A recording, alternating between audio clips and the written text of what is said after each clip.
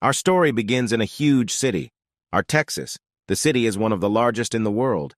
A cold wind blew through the street and there was a piercing darkness. In one of the houses, there was a man on a noose who showed no signs of life. His body was covered in scars and his hands were tied. Some kind of liquid was dripping from his mouth, his eyes were closed, and cold sweat was running down his face.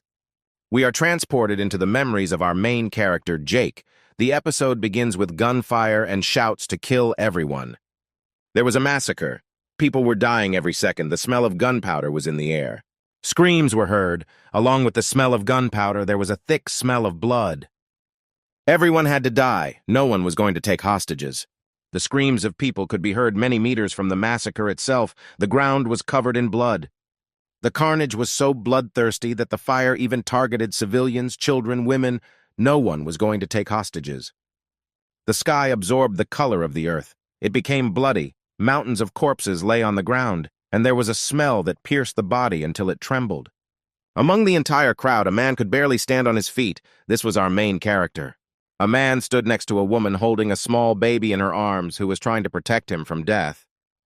The baby was exhausted. Every bone was visible. He was sobbing. His mother hugged him tighter and tighter.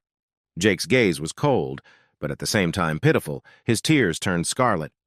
Suddenly the man woke up, choking alarmingly from lack of oxygen. He opened his mouth and tried to pull higher. Drool flowed down his lips, and screams were heard. His entire body tensed, every muscle trying to rise in order to survive. Jake lifted his legs up to loosen the grip of the noose on his neck. He pressed his feet against the ceiling and pushed off with his last strength. Suddenly a noose burst out of the ceiling and our main character fell straight to the ground. Lying on the ground, the main character did not emit signs of life for several seconds. His body was tense. When suddenly he grabbed and began to spit, trying to breathe as much air into himself as possible. A few minutes later, he lay down, caught his breath, and exhaled with some bitterness. He was dissatisfied. There were 2 syringes and 2 pills on the windowsill. The syringes were empty and the needles were wet. Pulling the noose from his neck, the main character thought that he was useless because he could not die. Having thrown the noose from his neck, the main character's body appears before us, which speaks for itself that he has experienced a lot. It's a weekday, everyone is going to work. Some kind of pain is felt in people's faces, and in the background on huge TVs, they are talking about the fact that some creatures have been discovered in some cities of their country. There is also a story in the metro that the police are doing everything in their power to understand the reasons for the appearance of strange creatures. The population of the cities is in panic. The journalist showed what was happening in the cities, and also added that the government would soon provide all residents with a shelter where they could hide from monsters. The city is all in turmoil. It would seem that just recently everyone was living a normal life, but everything changed literally overnight. The man, standing in a hood and trying to hide his face, stood thoughtfully. Some alarming cries of people were heard in the building. Reaching thoughtfully towards a shelf with some liquids, a cold sweat broke out across his body. Someone was watching him. As soon as he picked up water to satisfy his thirst, he heard some very strange sounds. They were rustling sounds. Suddenly, screams were heard in the distance of the store. These were cries for help, and squeals were heard. A crowd of people tried to escape. Some were screaming for help, while others were crying out for everyone to run and leave the store as quickly as possible. The man in the hood, looking at the running crowd of people, wondered, but at the same time a smile flashed across his face. When suddenly a picture of people stumbling over each other appeared before him, a roar was heard. People were lying on the ground, screams were heard, when suddenly some monster with a knife jumped on them. Another monster appeared behind this monster. One man managed to get up and began to run away, shouting for someone to save him. The man with a hood on his head stood motionless. From the outside, one might think that he fell into a stupor after what he saw. A monster stood right above the man lying on the ground.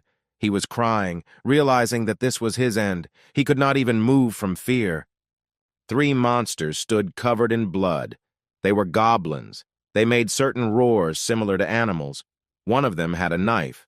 The other held a severed human hand in his mouth, and the third was enjoying the prey while looking at the woman lying on the ground. The man was surprised. He didn't understand who they were. The thought even occurred to him that he still hadn't recovered from yesterday's drugs. He couldn't believe his eyes. The goblins, screaming, rushed in his direction as soon as they saw him. They were driven by some animal instincts. They just wanted to kill. Suddenly, a creature attacked the main character. It jumped, making some strange sounds, trying to plunge a knife into our hero. The man, looking back to see some strange creature flying at him, took a deep breath. When suddenly he hit the goblin flying towards him right in the head, throwing him back several meters. The goblin, flying in shock, did not understand how an ordinary person could resist him.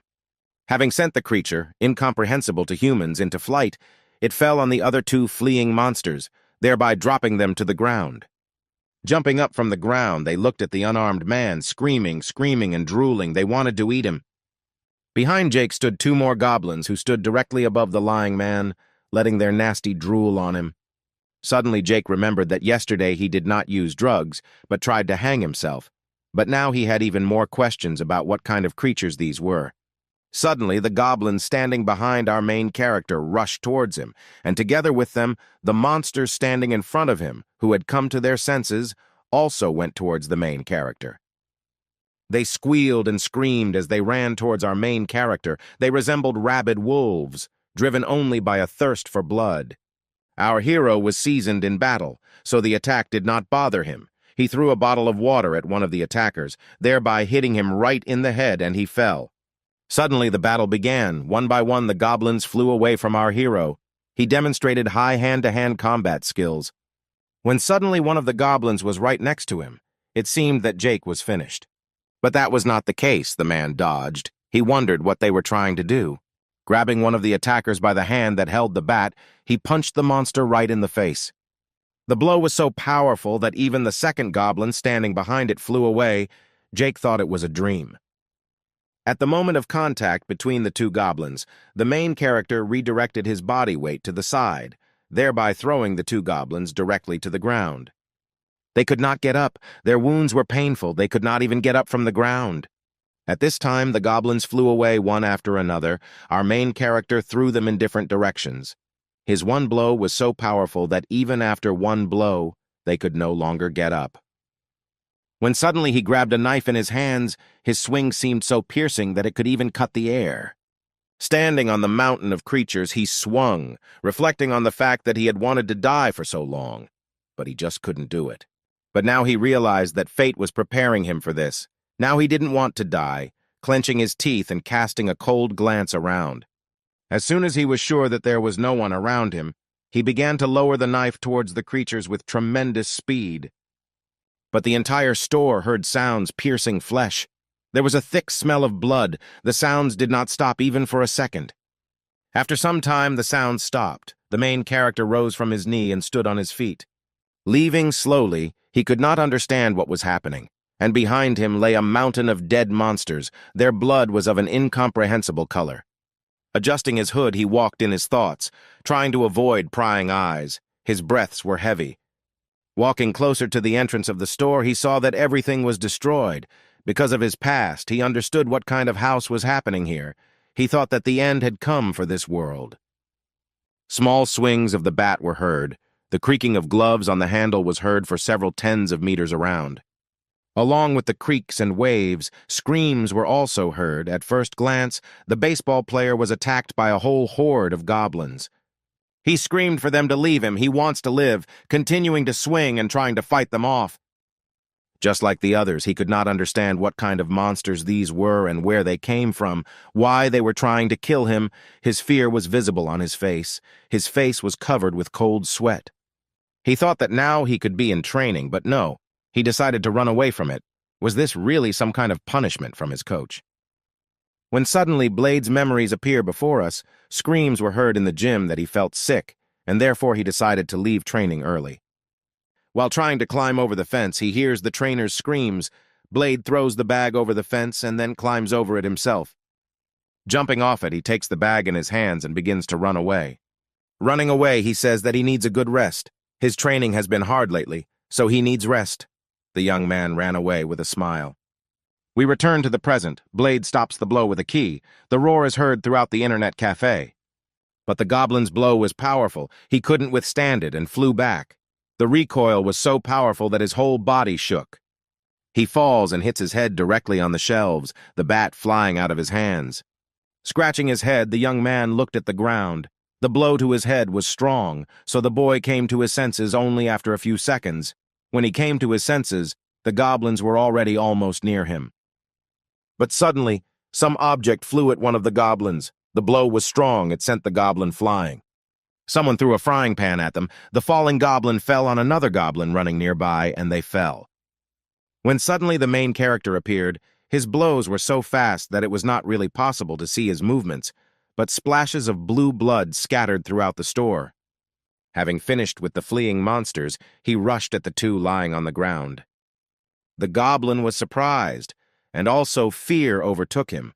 Seeing the goblin's eyes, the main character wondered if these monsters could experience fear. Maybe they understand us. They were killed in an instant. Throwing the screwdriver to the ground, he exhaled heavily again. Adjusting his hood, he asked Blade whether he was alive. If so, he said to follow him. Taking off his hood and looking sternly at the boy, Jason added that if the guy wants to survive, then he must follow all his orders. Sweat was running down Blade's face. In a surprised voice, he answered well. He could not believe that he had survived, and also that some person could cope with a horde of monsters. The main character, looking to the side, the baseball player did not understand what Jason could see in the distance. When suddenly Jason rushed to the side, the guy screamed for him to stop, but he didn't hear him. The guy couldn't believe how he could leave him so easily. Grabbing the bat, he thought that it was better with it than with empty hands. Having caught up with the man, he asked him why he didn't wait for him. When suddenly he saw a huge monster, Jason's look spoke for itself. This monster was much more dangerous than all the previous ones. They were shocked by what they saw, because this incomprehensible creature looked much more dangerous than those they had already encountered. From Blade's eyes, anyone could understand that the guy was very scared. Jason only showed a surprised look. When suddenly a huge monster moved to attack the man, the guy couldn't even move. He just tried to defend himself. At this time, our main character was already running to his aid, who caught his head and tried to save the unarmed guy. The monster noticed a man approaching him who showed no fear. Jason's gaze was as stern as possible. With just one glance, he showed his advantage in strength. As soon as the monster was in the man's strike zone, he struck him several times with a bat. The blows did not stop, one by one injuring the monster. It would seem that the monster was about to fall from the number of blows dealt to it. The blows were so powerful that the roar spread throughout the entire store. The main character was a little shocked that his blows felt like he was hitting a mountain. Like a friend, the monster grabbed our hero's bat, thereby preventing him from delivering another blow. His grip was so powerful that he could break an iron bat. Holding a bat with his left hand, the strange creature tried to strike Jason. But he immediately dodged, bending down and bouncing off the ground. Jason grabbed the racket, breaking off part of it, thereby making a sharp stake at the end of the handle. With quick movements that were barely visible to the eyes of an ordinary person, the man struck the monster. The goblin screamed with incomprehensible squeals, trying to grab onto our hero. But before he can grab Jason, our main character strikes the huge goblin with the sharp end of the racket right in the eye. The creature is confused. It screams in pain, covering its wound with its hand. Its eye is bleeding. The monster is furious with what is happening, because just like an ordinary person can fight with him, he can also inflict wounds on him. The goblin goes into a rage. His scream is so loud that it covers the ears of many meters around him. For a second, even the main character doubted, falling into a slight stupor from what he saw. Blade still stood in a stupor and could not move, looking at what was happening. The people lying around thought that their end had come. They could not move to escape. Tears were running down their faces. The main character, clutching the bat, exhaled heavily. At this time, a creature had already attacked him. Its swing seemed so huge that it was comparable to a falling boulder right on our hero. Jason, screaming incomprehensible sounds, raised the bat above his face. Thus, trying to block the goblin's blow, the bat cracked again. The man flew back, hitting the shelves behind him directly with his back. Our hero did not get up, but the monster stood looking at the ground with his hand raised, showing his advantage. Grabbing the handle of the racket, the goblin noticed that a man was standing behind him and not moving. It was Blade. The creature, looking at the guy, pulled out part of the racket from its eye. Sweat ran down the young man's face as he thought about how things could have changed if he had stayed for training instead of running away from it. The goblin threw the part of the racket aside. Blade began to tremble with fear. Everyone around them understood that the only one who could protect them was either dead or so wounded that he couldn't even move. The child seemed so scared that his eyes went blank. Her mother thought the child had died of fear. Blade begged his body to move, huge drops of sweat running down his face. His heart seemed to be trying to jump out of his chest. His heartbeats became faster and faster. When suddenly the young man screamed, clenching his fists, he managed to move. The creature did not understand what was happening. It amused him. Incomprehensible sounds began to be made from Blade. It seemed that the air near his body was distorted. People were still in panic. They could not move. Only the sounds of groaning were heard from them. Blade couldn't understand, because he feels that every cell of his body seems to be permeated with some kind of energy.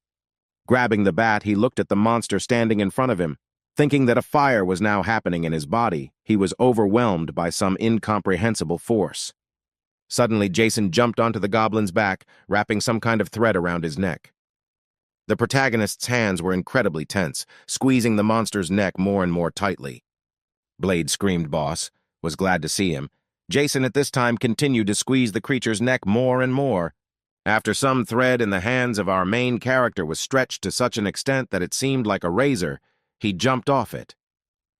Pulling the monster to the ground, Jason told the goblin that he saluted him because he could still move. The creature tried to resist. But suddenly the man changed his grip, pressing his back against the goblin's back and pulling him even further down. Jason turned to Blade, asking him, or if he was still passed out, if he really had a bat in his hands for beauty. The young man did not know how to respond to his comrade's call. Suddenly, without realizing it, Blade rushed towards the monster, hitting him with a powerful blow. Blue blood scattered several tens of meters around, and the sound of bones cracking was heard. Dozens of people were lying around, shelves were broken, there was just chaos all around. People set up a shelter right in the store. They were afraid to go outside, because they did not know what could await them there. The human spirit was broken. They did not understand how to live further. When Blade and Jason approached them, they looked at them frantically, expecting them to give them at least some hope for life. Blade couldn't believe that just 7 hours had changed his life so much. He couldn't believe that the problems before were so harmless compared to now.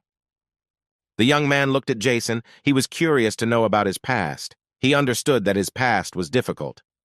There were only a few people left alive, and it was thanks to Jason. If it weren't for him, everyone would have died. Even I would have died, Blade thought. Blade evacuated the helpless, and Jason himself killed these creatures. There was not a drop of confusion in his gaze, only confidence.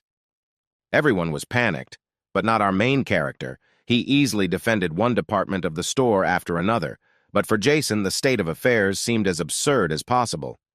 Looking at Blade, our main character asked him to take off his gloves. The guy could not believe his eyes, because some kind of sign similar to a tattoo appeared on his hand. This power manifests itself only in 4, perhaps 5% of people. They are called awakened.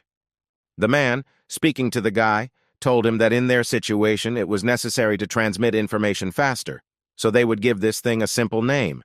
Naturally, the young man agreed with this. Taking a part of the goblin in his hand, the main character added that most likely this mark is somehow connected with these creatures, but he does not yet know how. He also added that some properties can be checked using the phone. Jason instructed Blade to transfer all the dead bodies of goblins to the meat department of the department store. The young man was dumbfounded by the order, because before that, he had never had to do this. He was sick of the dead bodies.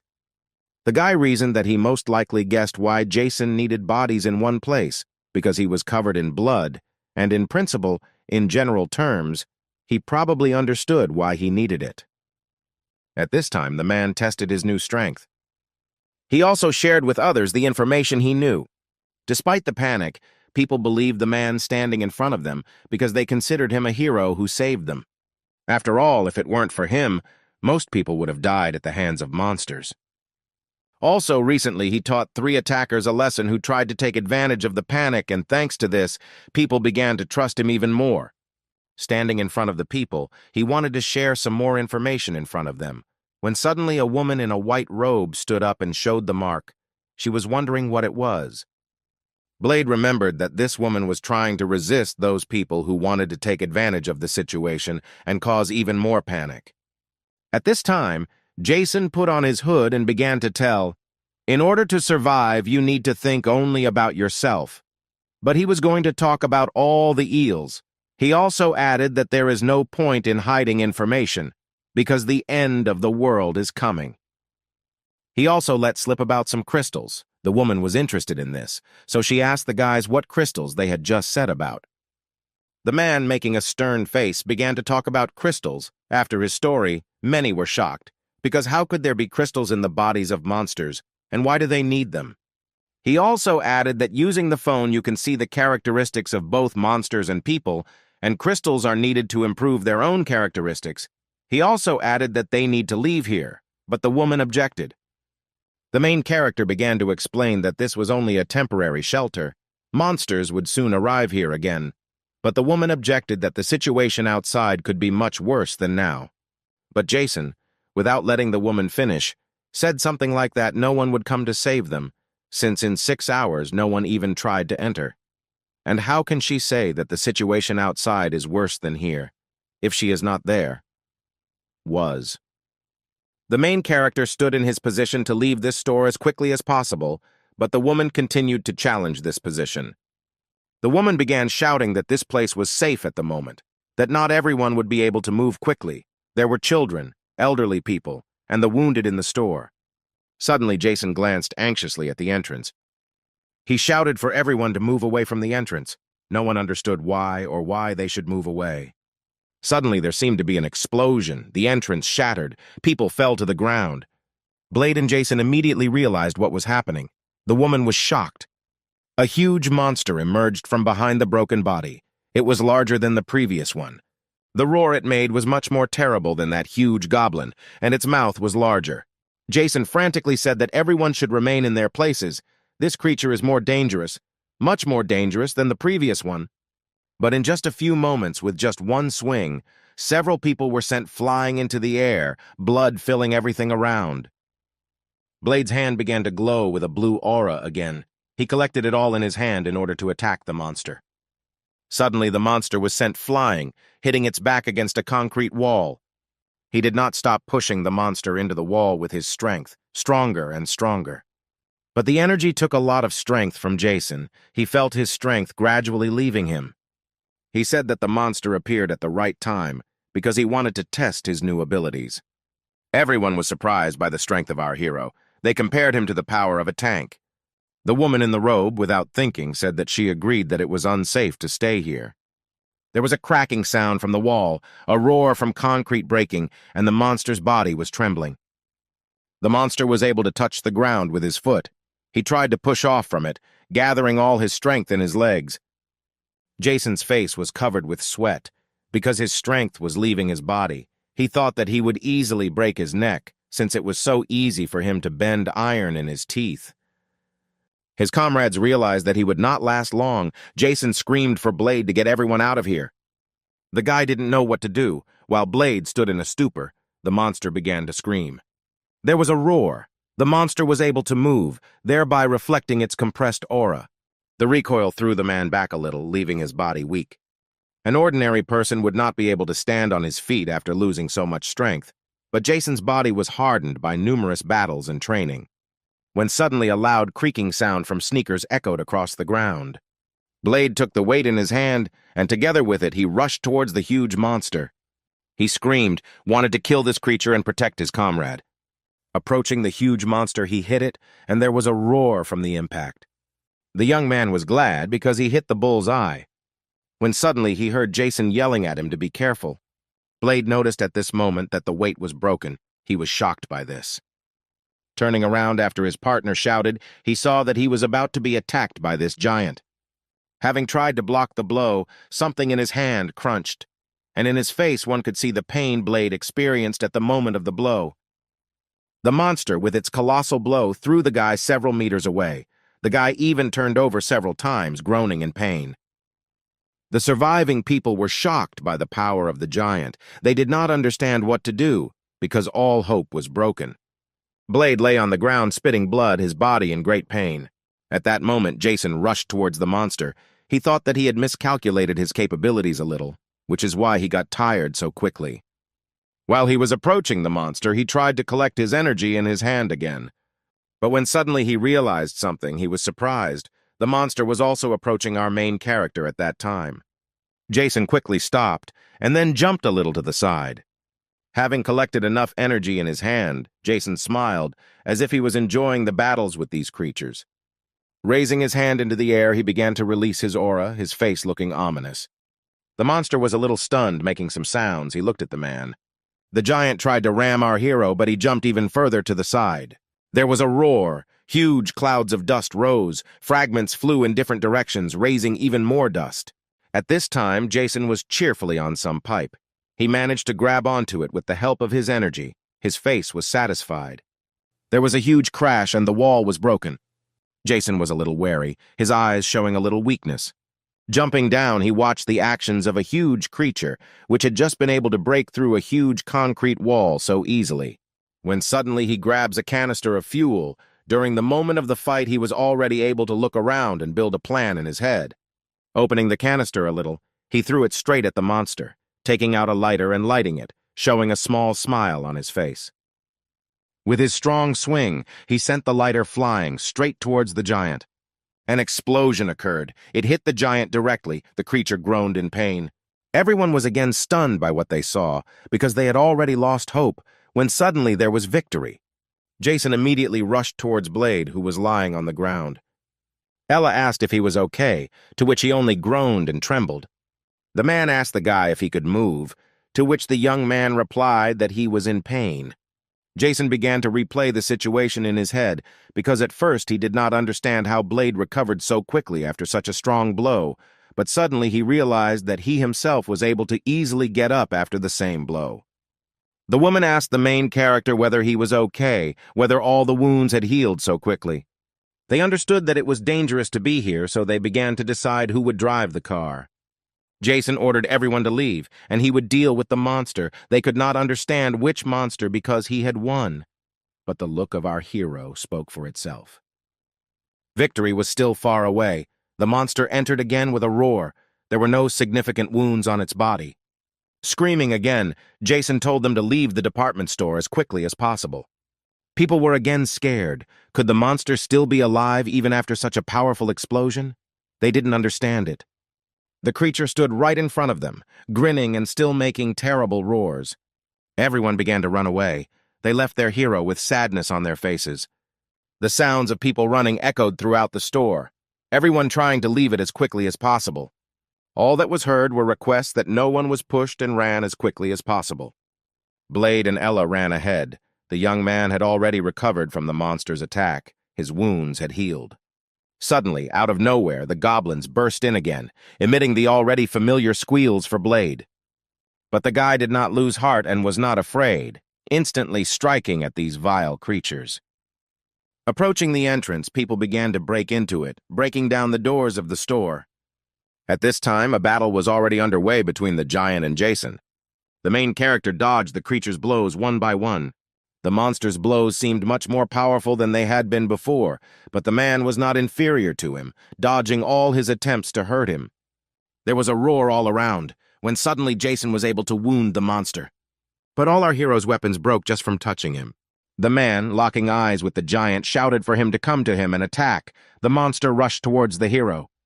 The people who came out were shocked by what was happening. No one could understand what happened and where they were, because it seemed that they were in a completely different city. They saw the house that was happening around. The city was covered in darkness. There were roars and explosions throughout the city. Not a single lamp was shining. Ella looked around. Blade asked her what she was looking for, but she remained silent. When suddenly she rushed towards the bus, the young man realized that she was looking for a vehicle for everyone. When suddenly a crash was heard out of nowhere, they saw a flying monster. The monster fell straight down, and Jason fell above him, holding a nearly broken knife in his hands. Grabbing the monster's forearm, the main character tried to strike. An eerie sound was heard.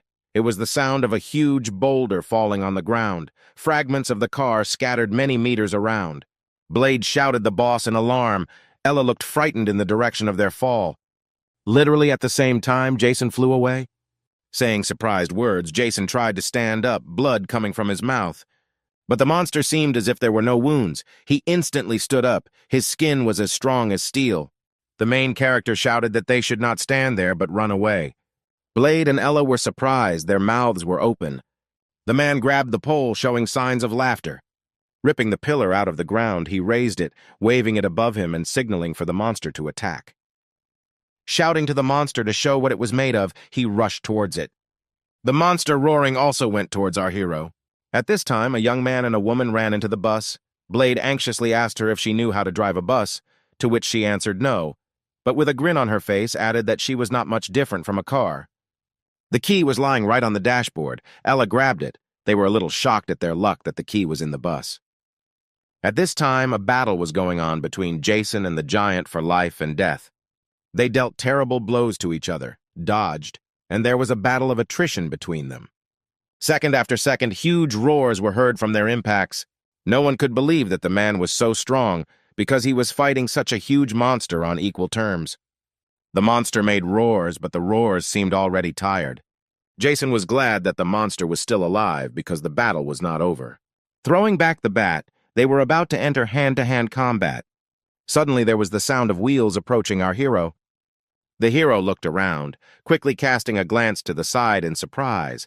Sweat did not stop flowing down his face. The monster looked at Jason. He did not stop making an ominous roar. At this time, Ella was driving the bus, screaming and pressing on the gas, sending the bus towards the monster. At the last moment, the monster turned around, seeing a huge bus moving towards him. Jason jumped to the side, and the giant turned towards the bus. Still making roars, he raised his hands. He wanted to stop the bus. The main character slid along the ground, watching the collision. There was a noise. The bus collided as if with a tank. The creature tried to stop the bus. The front of the bus was crushed. The monster slid along the ground. The sound of bus parts breaking was heard as the creature tried to stop it. Blade shouted that Ella was pressing harder on the gas, to which she replied that she was already pressing all the way on the gas. When suddenly the giant felt that energy was gathering somewhere, he instantly turned towards Jason. But it was already too late. Jason had gathered enough energy in his hand. The main character said that he understands that the bus's impact will not kill him, but while he is busy stopping it, it can twist his neck. When suddenly the monster's grip began to weaken, the blow hit the entire part of the monster. There was an ear-numbing noise and the bus stood on its front wheels. The guy screamed, squeezing the woman's neck. Ella screamed for Blade to loosen his grip because he could strangle her. Jason, screaming for the giant to say hello to the devil from him, began to squeeze his neck. There was a crunch and a squeal from the monster. Its neck was broken. The impact of the bus knocked the monster into the wall, and a column of dust rose. People couldn't believe they could really kill him. The bus stopped moving, the wall was broken, the roar of the engine died down. Everyone was delighted with what they had just seen. Jason continued to release energy, directing it towards the monster, releasing more and more of it. Exhaling a sigh of relief, he stopped releasing energy, his gaze tired. Lowering his hand, the energy in his hand began to dissipate. The main character couldn't believe that he breathed a sigh of relief for the first time in so long. He couldn't believe that he tried to kill himself several times. But in this situation, having avoided death, he breathed a sigh of relief. He was happy. Looking at the ground, he thought that he was good for nothing. His laughter was incomprehensible.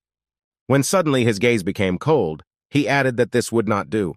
At this time, Ella was lying on the bus, and Jason was on top of her. He asked the woman if she was normal. His gaze was alarming. Ella told him that he was an idiot. He almost killed her twice, but the guy didn't listen to her. He was glad that she was safe. She was interested in what happened to the monster, whether they won, but Blade was not interested. He was glad that she was safe. He helped her get up. The young man also helped her get off the bus, repeating everything whether she was okay. Getting off the bus, they saw Jason standing over the corpse of the monster, holding an axe in his hands. They shouted in surprise. They did not understand what our hero was trying to do. Looking at him anxiously, they could not utter a word, but only looked at his actions. Jason struck blow after blow at the monster's body, cutting it into pieces, blood flying in different directions. Taking the crystal out of his body, Jason ate it. They could not utter a word, but only watched him as their comrades swallowed the stone. Ella thought that while working as an internship for several years, she had seen a lot, and the smell from the corpses was similar to Jason's. Adding that the man standing in front of her is a real evil demon who is standing on the mountain of the dead and drowning in seas of blood. After some time, when everyone had moved away from the battle, they began to get ready to go, packing bags with the essentials for their survival. Others around them took an example from them, and also began to collect the most necessary things. Pulling the hood over his head and taking the backpack on his back, Jason looked around. Everyone was ready to hit the road. They went to the city hall. Fortunately for them, there were no monsters around. Everyone breathed a sigh of relief, but the main character invited everyone to move on, but this time only the awakened ones can move on with him. Everyone was surprised by Jason's words, because they understood that without the awakened ones they would not survive. They cursed them. The trio set off, leaving people at the city hall. Blade and Ella understood that the city hall had enough medicine, food, and weapons. They strengthened the doors with machines. Their chances of surviving there were much higher than moving on with Jason. The people who remained in the mayor's office could become easy prey for the monsters, because no one knows what awaits them next. They tried to convince themselves that they had made the right choice by leaving them there. Now they were moving to the military district. On the way there was supposed to be a police station. They wanted to take weapons there. Jason said that he would move ahead, let Ella and Blade follow him but not relax and look around. He also added that any mistake they make could lead to death, so they need to be careful. Entering the station, they saw mountains of corpses, and the smell of blood was in the air. Jason, bending down to the first person who was lying on the ground, said that he died about 6-7 hours ago, and the cause of death was a bullet that went right through. Our hero also gave the order that Blade remove the corpses and block the doors as much as possible. Ella looked at the corpses of people. Jason looked around. The woman noticed one of the bags. It seemed somehow significant to her. Taking out a cup from her bag, she showed it to her comrades. Opening the phone, she pointed it at the cup, which gave out some information about her. Jason read that this was the healing cup of God. Blade was delighted because this was quite an important thing. The main character, looking at the young man, made it clear with just one glance that there was no need to shout. Holding the bowl, she began to absorb Ella's energy. The bowl began to fill with water. A splash was made, and a certain sound was made inside it. At first, no one understood how the cup was filled, except for filling it on its own. It was also illuminated with a bright aura. They decided to check it out.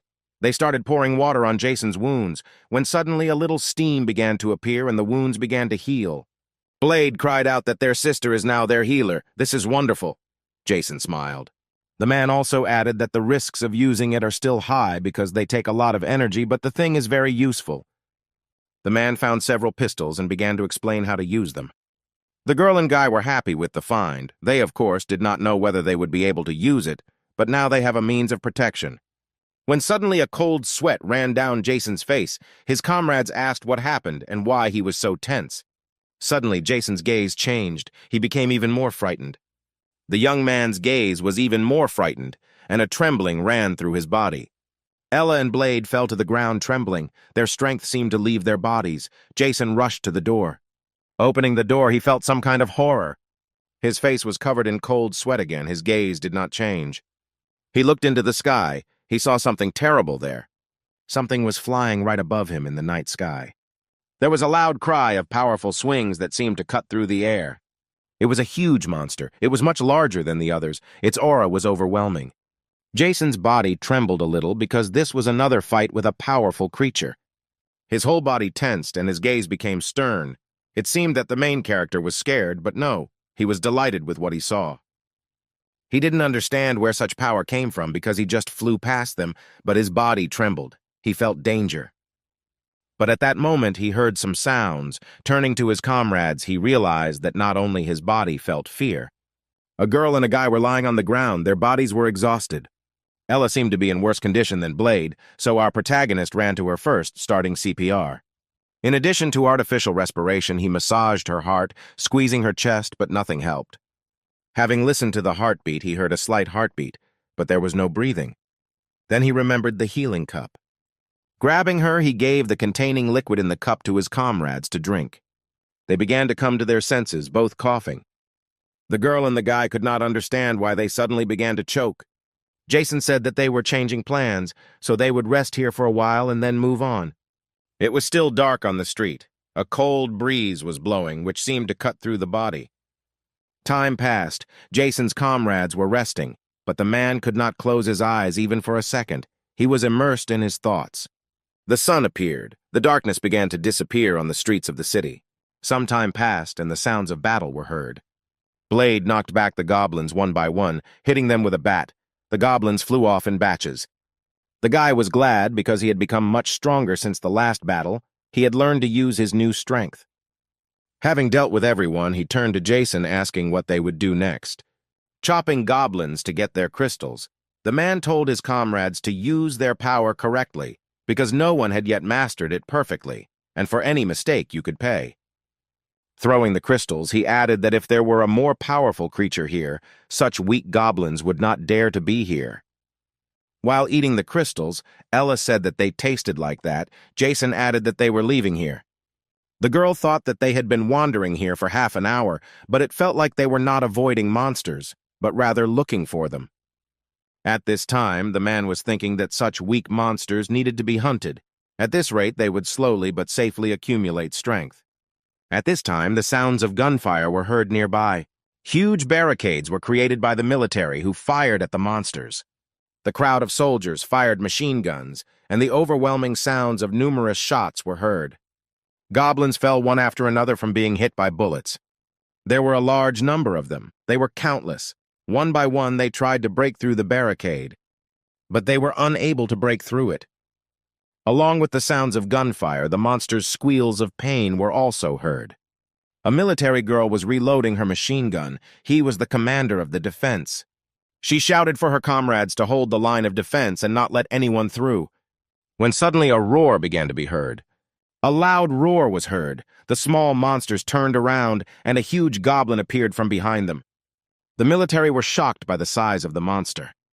When suddenly their girl commander shouted for them not to stop firing, the sounds of gunfire were heard again. She also added that they took out grenades. The bullets, one after another, pierced the body of the fat monster. Having taken out the grenades and removed the pin, the soldiers, one by one, began to throw the huge thing in the direction. Explosions were heard, one after another. The little goblins died one by one. One of the soldiers hit the monster directly in the head with a grenade, and an explosion occurred.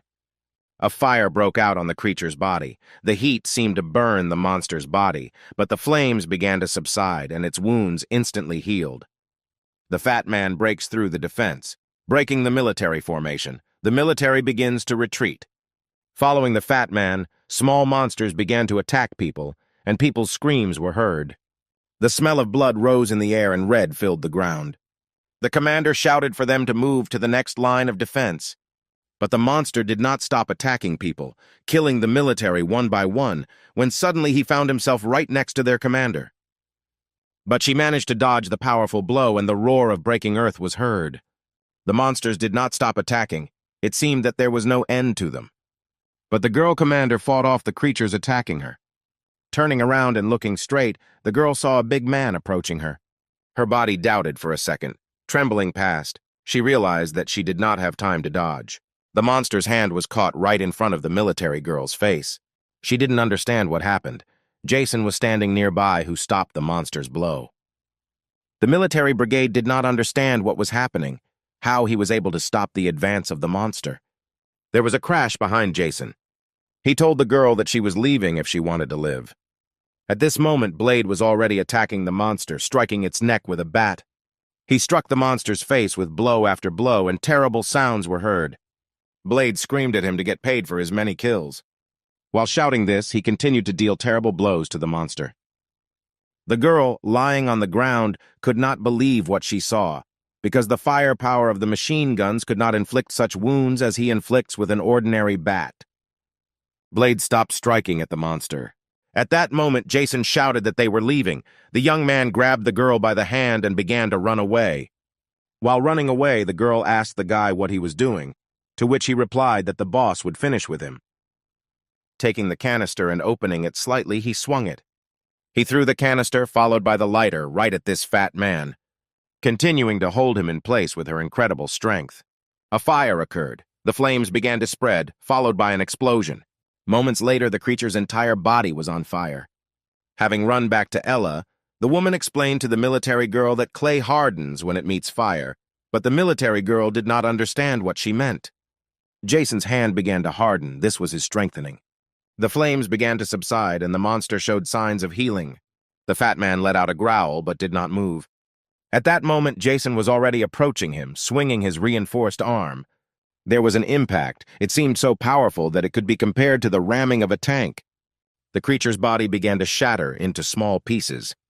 Not only the military were surprised, but also Ella and Blade, because they saw Jason's new strength. Elsa was shocked. She wondered more and more if it was a person standing in front of her. Jason's arm was returning to normal, and he was calm. The broken barricades of the people, which took so long to build, were broken in an instant. After some time, she saw Jason taking some kind of crystal into his mouth. Replaying the moments in her head, Elsa thought that the monsters appeared only yesterday. The trained officers were immediately killed by them. In addition, later the connection was interrupted. The enemy defeated the command regiment. Fear of the enemy ultimately caused her to lose morale. She managed to gather the remnants of her troops and hold the line of defense. But she watched the fighters die, after which she began to feel weak. And it was at that moment that she met Jason, who was able to so easily deal with what an entire army could not. She looked at him with stunned eyes, seeing her hero in him. Jason turned to Elsa, asking her if she was the commander, to which she replied that she was. Jason added that they should quickly gear up, because they need to get rid of the rest. The main character also added that Ella would treat the wounded, and Blade would help with defense. The lieutenant and the rest of the remaining military should cover them, but she screamed so that our hero would not drive his horses and give orders because they do not know who he is. Without letting the girl finish, he added that there was most likely a commander inside because the goblins' attack was quite organized, and if they didn't kill everyone now, the attacks would be repeated. Without allowing the commander to object, he told them to begin preparing for the attack. Seeing his power, the military regained their morale and followed their savior. They rushed to the attack. Everyone followed him without any alarm. The woman could not even object to him because the orders were clear and his goals were clear. Taking a machine gun in his hands, he showed high shooting skills, hitting the target and killing the creatures one by one. In addition to his shooting skills, he demonstrated high hand-to-hand performance. They never stopped moving forward. Jason's commands were successful. Elsa couldn't even imagine where he got such high skills in shooting and hand-to-hand combat, as well as organized orders. When suddenly there was a roar, Jason managed to protect the commander's girlfriend. Immediately rising to his feet, he peered into the raised dust. Behind her appeared a demon holding some kind of staff in his hands. The girl asked the man if it was a bomb, to which he replied no. The demon's gaze was terrifying, and his roars made an ordinary person's body tremble. Our main character realized that they had found who they were looking for. It was the commander of this group of monsters. The girl broke into a sweat. She thought that her body wouldn't even be able to move now because the feeling of oppression and pressure was high. She realized that this creature's bullets didn't matter at all. Jason immediately gave her the order to aim and shoot at the leader, covering him. The demon cried out with a loud roar, raising his hand. A crowd of monsters went on the attack. This was an order to them from the demon. But Jason had already collected enough energy for an attack in his knife. Elsa began shooting at the monster without releasing the trigger. But he raised some kind of curtain right in front of him. The bullets did not reach him, but stopped right in front of him. She didn't understand what was happening because how could bullets freeze in the air? But Jason had already dealt with the entire crowd of monsters, rushing towards their leader. He threw the knife, charged with his energy, right into the center of his staff. The knife flew at incredible speed. It seemed that the speed was comparable to a bullet. The monster's invisible field was shattered, and the staff was broken, throwing the demon back. Following the knife, our main character approached the monster in order to finish off the demon. The battle was over. All the enemies were destroyed. The military were able to regain their line of defense. There was silence. The sounds of gunfire stopped. Everyone breathed a sigh of relief. Jason and Ella helped the military. At this time, Jason was resting on a bench and Elsa was closely watching him. She thought that the man sitting right in front of her was very strange. Coming closer to him, she seemed to be trying to say something, but she couldn't speak first.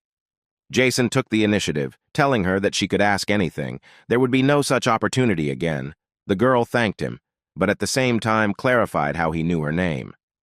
Our main character said that her grandfather is a brigadier general, and 5 years ago they met in the military district. Elsa began to remember those events, trying to remember Jason. Next to her stood 2 generals. One of them was her grandfather, and next to the general opposite stood a man. Suddenly she remembered his cold face, which she found creepy at the time. The girl tried to ask her grandfather who they were. But her grandfather told her not to ask anything more about them and try not to intersect with them, adding that their group has no divisions or ranks. They are like hungry wolves on the battlefield, killing everyone and everything.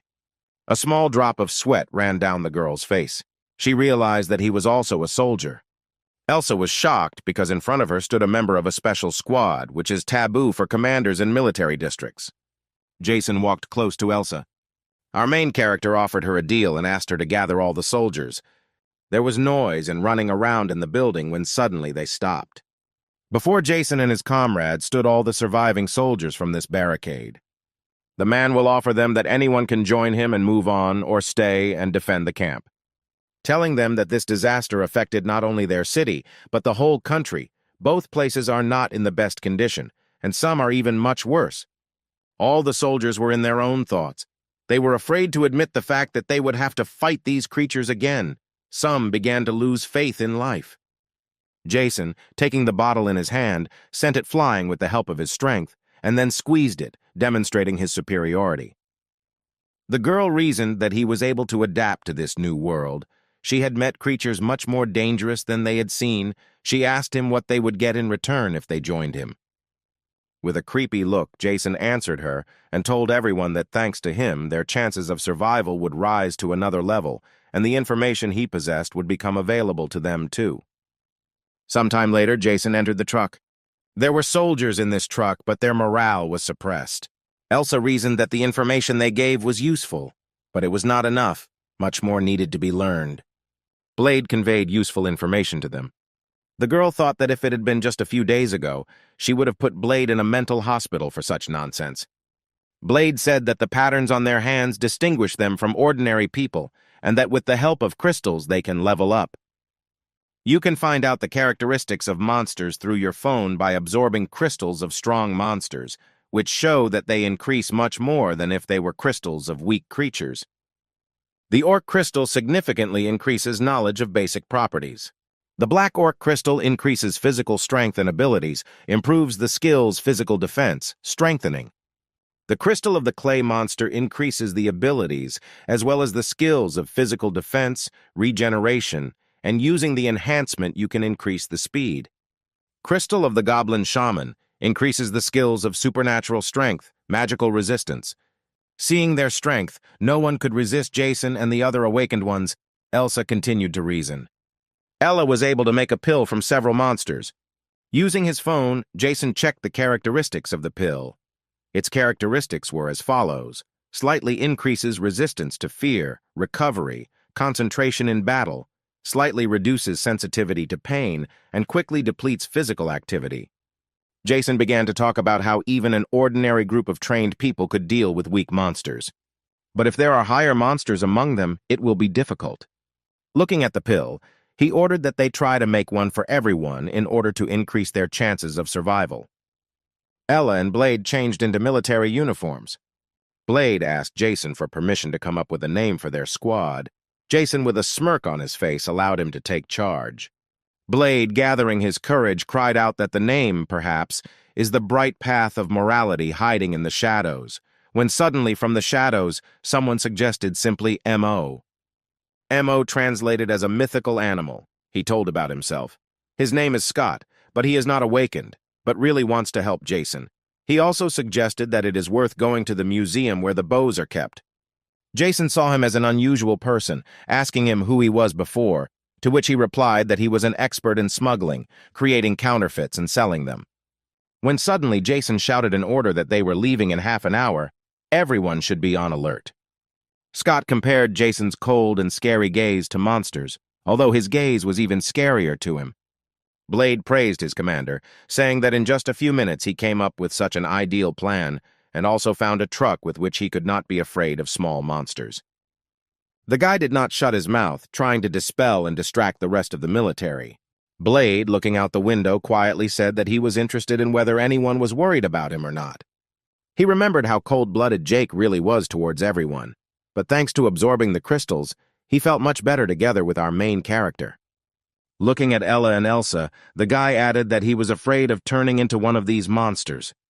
Looking into the distance, Scott felt uneasy. When suddenly an explosion occurred, the soldiers began to panic and ask about what was happening and leaned out of the windows. Everyone realized that the fire could not appear on its own, so they took out their weapons and began to take aim. Scott reasoned that buildings are crowded with people, so fires and secondary disasters are now quite normal. There was another explosion. Jason got out of the truck and slowly began to move towards the explosion. Stopping, he looked in the direction of the explosion, trying to see the cause of it. In some incomprehensible voice, he ordered everyone to take pills and prepare for battle. No one understood why their commander's voice changed so much. After giving the order for the others to wait for the order while Ella treated, he took a step forward, adding that Scott was coming to fight him. The expert was shocked by this. The young guy was shocked by the fact that he was sent into battle, but he still did not understand what was in front of him. In front of him stood a huge number of some kind of skeletons that looked like wolves. Jason told the guy to hold out for 3 minutes, fighting with those who were at the car. After asking him why he would fight alone, suddenly there was a rumble. A supreme monster appeared before them. Everyone trembled at what they saw because he was huge than the others, and his thirst for blood could be felt even inside the truck. Suddenly the monster howled, taking out its claws. From his howl, a huge wind rose, which it would seem was about to knock Scott off his feet. The monster looked towards the truck, growling. When suddenly the sounds of gunfire were heard, Jason said he would take care of him. A crowd of small creatures rushed towards the military, emitting squeals. Jason fought back-to-back with Blade, throwing away the small creatures one after another, trying to get closer to their leader. When suddenly our main character grabbed a machine gun and started shooting. The supreme monster dodged the bullets. Jason was a little surprised by the monster's speed. Approaching the monster, he fired a shot directly into the shoulder. The monster howled. While the creature stood in a stupor, the man struck him with his elbow. The leader tried to attack our hero, but he dodged. He compared it to previous monsters, although he added that he was most likely stronger than them. They attacked each other, dodging the enemy's blows. Trying to attack the monster with a bayonet knife, Jason swung it, at which time the monster tried to pierce him with its claws. The man blocking the blow began to attack the monster. Jason's scream was heard. Blue blood stole the main character's hand. There was silence. The sounds of gunshots and screams stopped, and a huge number of corpses of monsters lay on the ground. The faces of the soldiers seemed tired because the battle was difficult. Scott couldn't say a word. He just thought about how cool it was right now. Right in front of him stood their commander, holding the leader's head in his hands. Jason's characteristics were increased. After giving orders about who was staying and who was moving into the museum, they headed into the building. Scott and Ella went with the man. Moving through the museum, they listened to every rustle because they did not know whether there were any of the creatures in the building. Having found the bow and arrow, they checked it through their phones. The name of the arrow was lost. Jason reasoned that most likely weapons are like people. Not everyone has abilities, but Scott tried to please his commander that he had another thing that had special qualities. A friend told him that there was another treasure in the museum. Moving through the museum, they listened to Scott's story about how his life used to be difficult. Suddenly, Ella smiled, and from her smile, everyone realized that they had found that same treasure. Looking at this thing, they could not look away even for a second. This was a golden bowl. Its level was 3rd, and its value was special. With the help of this bowl, one could see the danger. They could not believe that some kind of thicket could predict the future. Suddenly, Elsa gives the order that everyone reloaded their weapons and moved towards the truck. The entire crowd of military men rushed towards the truck. Blade and Jason were already waiting near the truck. Hearing the sounds of running, the young man prepared for battle. The man standing next to him laughed, reassuring him that these were not monsters. A crowd of people moved towards them. There was darkness in their faces. Nobody understood what was happening, where such a crowd of people came from. Seeing the military, people began to cry with joy because they felt saved. As we got closer, cries of joy were heard. Blade recognized one of the girls. He couldn't believe his eyes. Suddenly, Jason ordered to go to the museum because it was dangerous outside. No one could believe that such a huge crowd of people could get there. People said that in the capital of the city, some kind of flying monster was destroying the city. Fighter jets were using missiles to blow up bridges. Hearing this, Jason began to think that some other military base was still functioning, and judging by the distance, he assumed that it was the Air Force, but he still could not believe that the monster he had just fought came from the capital. Having given the order that today they were relaxing in museums, but at the same time, Jason was not going to take any of the people with him. Elsa screamed that ordinary civilians should not be abandoned. Blade also cried out in displeasure, trying to convince people that the Major was joking. People were in a panic. They had just felt safe, but the military wanted to abandon them. They started shouting that it was his responsibility to protect them. To which Jason clearly answered that they are not military, but an organization of monster hunters. Their task is to kill monsters, and not to save people. None of his subordinates are obliged to give their lives for their sake. Adding that if anyone tries to stop them from moving forward, they will face death. All the military men remembered the exploits of their major, so no one wanted to object to him. After all, in addition to fighting monsters, he also taught them a lot, such as how to charge a phone from car batteries. The soldiers were calm because the commander's orders were always correct. The military understood that people would be in more danger with them than if they stayed here. Blade, Ella, and Elsa began to persuade their commander to take people with him. After some thought, Jason said he would give them a chance. Having sent the military to retrieve the corpses of the monsters, Jason showed how to cut them up. Everyone except the children cut up the monsters. 22 civilians passed his test. Suddenly, Scott ran up with a full golden cup. The cup filled itself. Jason immediately understood what was happening. Taking the cup from Scott, the Major began to drink the contents in the cup. Suddenly, the man's body became heavy and he began to sweat. A second later, he fell to the ground. Without signs of life, everyone was frightened by what was happening. Everyone was screaming. The Major was lying on the ground, motionless. He found himself in a place unfamiliar to him. Everything was in flames. He didn't understand why the body moved on its own. After some time, he helped Blade go, who asked him to leave. There were scars on the young man's face. The man did not understand why he was asking to leave him. Pushing him into the car, he gave the order for him to leave as quickly as possible. Blade shouted that Jason didn't have to sacrifice himself to save him. There was a roar. A column of dust rose, ordering Blade to leave. Jason grabbed his sword. Trying to persuade his commander to stay, the young man cried, but the man shouted that he would only get in the way. Having started the engine, Blade began to drive away, and our main character stood in a stupor, not understanding what kind of monster it was in front of him. As he began to channel his power into his sword, he prepared for what might be his last battle. Suddenly, a huge monster appeared in front of him. Its size was impressive. Jason remembered that night this creature flew across the border. Starting to scream, he rushed towards the monster. When he suddenly opened his eyes, Scott, Ella, Lazy, and Blade appeared before him.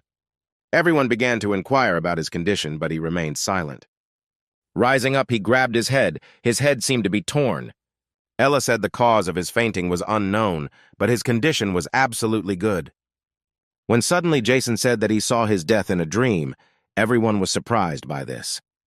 He asked to bring him coffee. His eyes were empty. Drinking coffee, he said that he didn't know who would survive, but he would obviously die.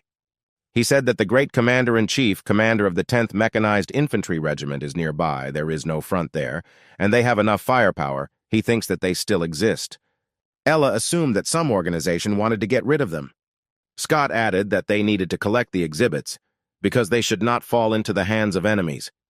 Blade tried to console his commander that they now knew the future and could avoid death. Looking at the ground, Jason thought about how to change the future. After some time, our heroes were loading into the truck when suddenly there was a roar of running. They saw huge monsters. They looked like pigs. Grunting sounds were heard. Ordering to wait for orders and save ammunition, Jason called Blade over, adding that they would deal with them. The soldiers anxiously agreed with the instructions of their commander. As Jason began to gather energy in his hand, he raised his hand. He directed his power into the approaching crowd of creatures. The monsters fell to the ground, emitting squeals. Blade grabbed the bat and our protagonist used his arm boost. Having risen, the pig monsters began to move towards our heroes again. None of the ordinary people understood what two people were trying to do against such strong monsters. They wondered if they would die. Walking leisurely to meet them, the two guys smiled. The girl screamed Blade's name and told him to run away, when suddenly Blade swung his bat straight at the monster. At this time, Jason had already killed several creatures. Everyone was shocked that ordinary people fought monsters and also defeated them. Striking blow after blow, Blade killed the creatures. Jason, killing, moved through their crowd, scattering them in different directions. After some time, a huge crowd of monsters lay around them. Jason breathed a sigh of relief, saying it was easy. Even the military were shocked by the strength of Blade and Jason. They believed that they were much more dangerous than these monsters, and they were lucky to have them on their side. Getting out of the truck, they approached pigs the size of bulls. They did not understand how they could move them. Jason gave orders that they were returning to camp to get weapons and clothing, and they also needed to refit the vehicle. Everyone was busy with work, and there were shouts of joy. I could feel the cold outside. The wind was blowing, when suddenly the sounds of an engine began to be heard. Everyone was on alert, aimed at the car, and the commander got out of it.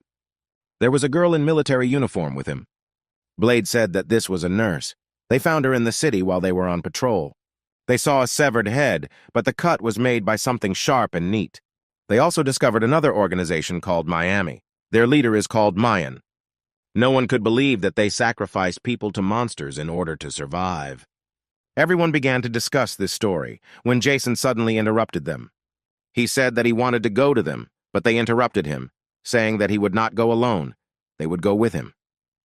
Jason added that they are in fear. They just need to kill their leader and be done with it. He also said that they should not fight the entire group, and he also does not know their strength. After some silence, he said that he was good at stealth killings.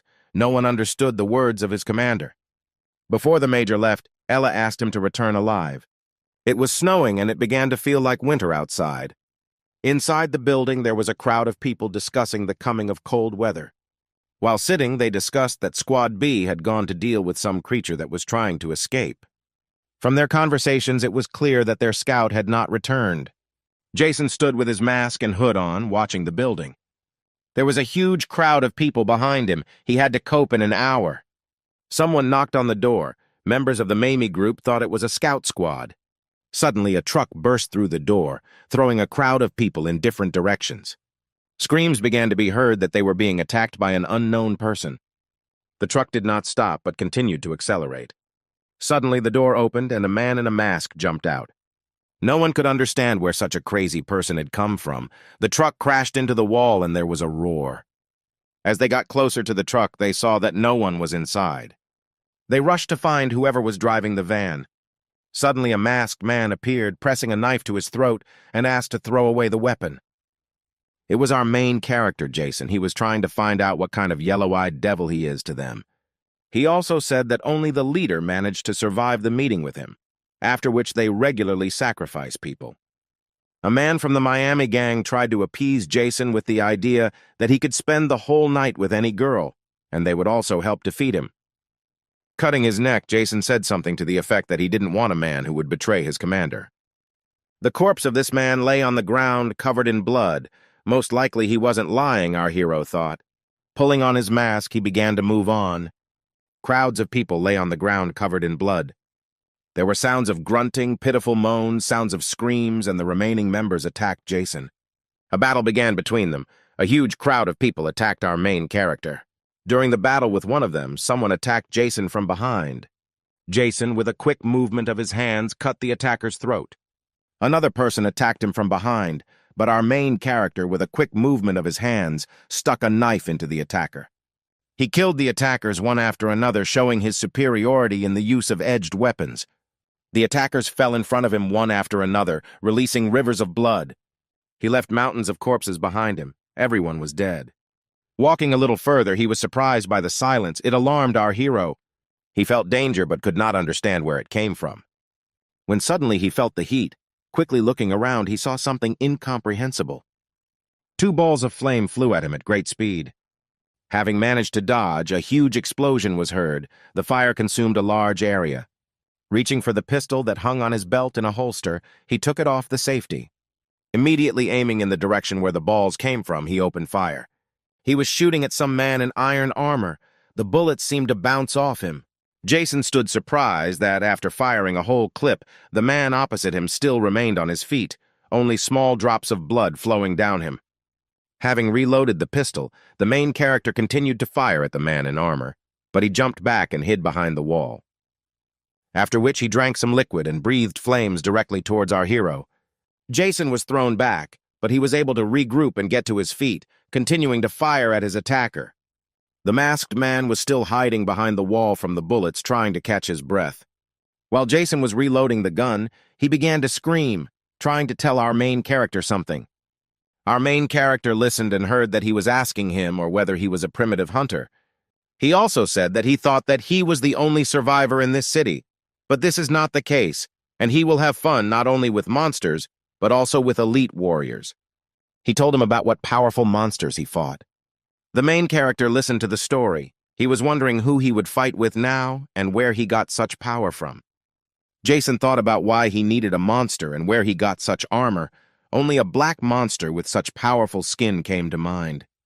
The masked man asked Jason why he attacked them, and also after some time asked him if he was really against the actions of their organization. At this time, a group of people was already gathering below, preparing to defend their commander, discussing the fact that there was only one attacker, and they could easily kill him in a crowd. They shouted that the future was in their hands, and they would be able to restore the city and live in joy. They shouted that they would create an organization of hunters. They were eager to fight with great enthusiasm. The masked man was glad that help came so quickly. Jason was not embarrassed by their number because the more opponents, the more panic can be created, and our main character is used to fighting with several opponents rather than with one. A crowd of people shouted that they would now surround our main character and kill him. It would be easy for them, they thought. Having run behind the pillar, they saw no one. They began to panic and scream that he was not there. When suddenly there was a noise from above them, they looked up and saw Jason, who was already aiming at them. They were surprised and scared. Screams began to be heard throughout the shopping center. While Jason was dealing with a crowd of people, a masked man tried to attack him. He shouted that he deliberately allowed them to attack so that he would be distracted, and after a few seconds he added that he died faster. Swinging the sword, a crash was heard. An entire shelf with some documents was cut with one swing, and the wind rose from the swing. With his strength, he even cut his own subordinates who stood on the other side of the rack. Screams were heard. Standing around a huge number of corpses of people, he anxiously asked where he was. He was scared when suddenly words came from behind him that he was not worthy to carry such a strong sword with him. Our main character, immediately after his words, began to deliver a huge number of powerful blows to the masked man. The blows were so fast that he could not even see them. Suddenly, without realizing it, he found himself upside down in the air. Jason threw the commander straight down head first. There was a roar and groans of pain. Our main character stood holding a sword in his hands, and he was surrounded by mountains of corpses. He left devastation behind him. The masked man lay on the ground and asked where he got such power, but our main character silently looked at him. He began to beg for mercy from our hero, saying that if he joins him, he will receive a high status in their group, as well as a yellow-eyed demon. But our main character just sighed. He repeated again in a whisper with a trembling voice, saying he was begging him to have mercy and not kill him. But our main character answered in a cold voice that he refused. Spatters of blood scattered to the side, even reaching the ceiling.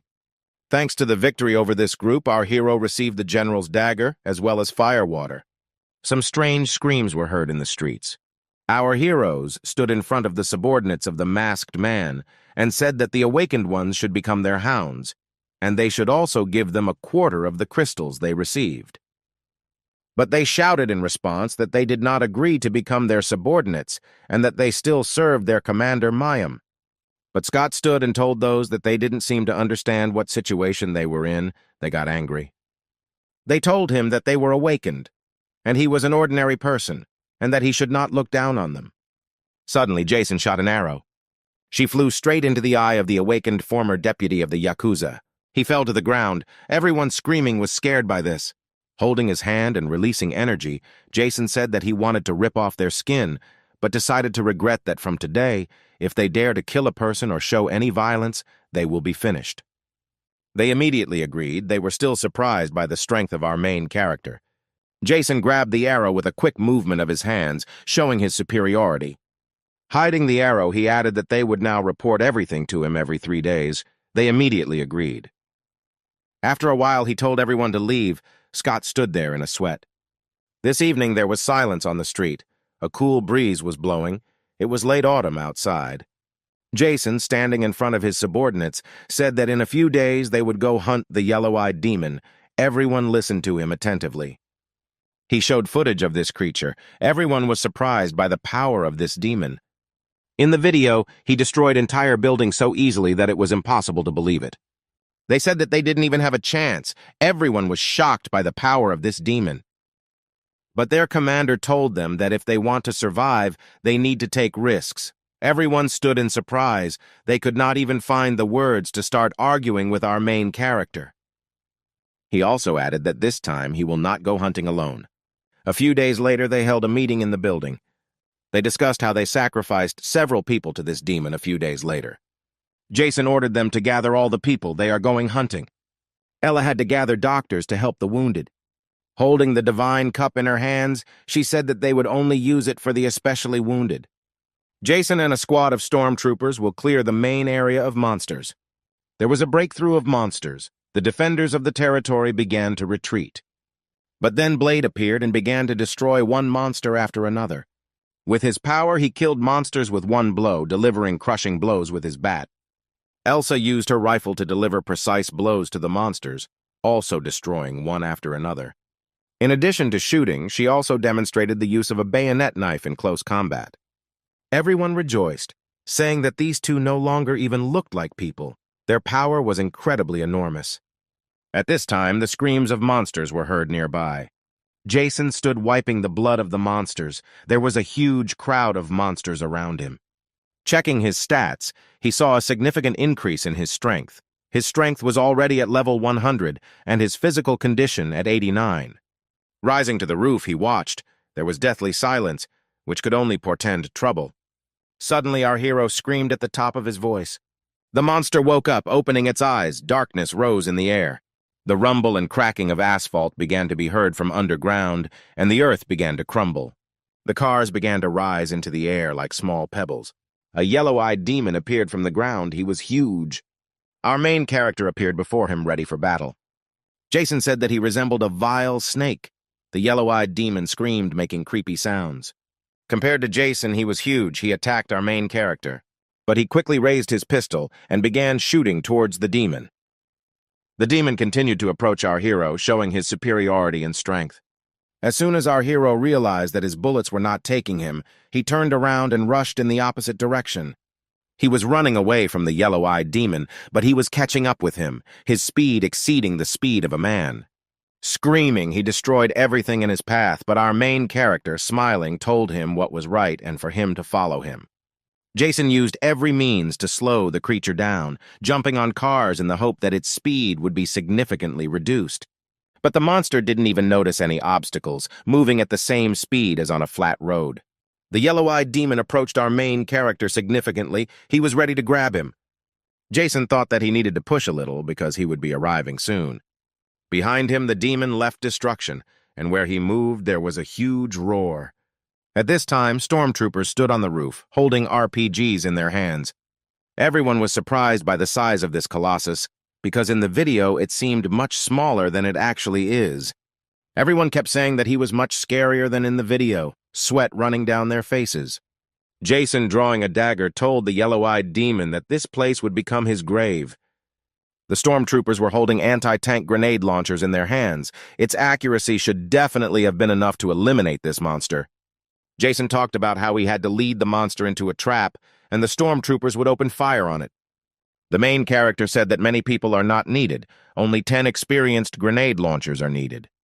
He also added that he would use magic to delay him during the stormtroopers' attack, and then finish everything on his own.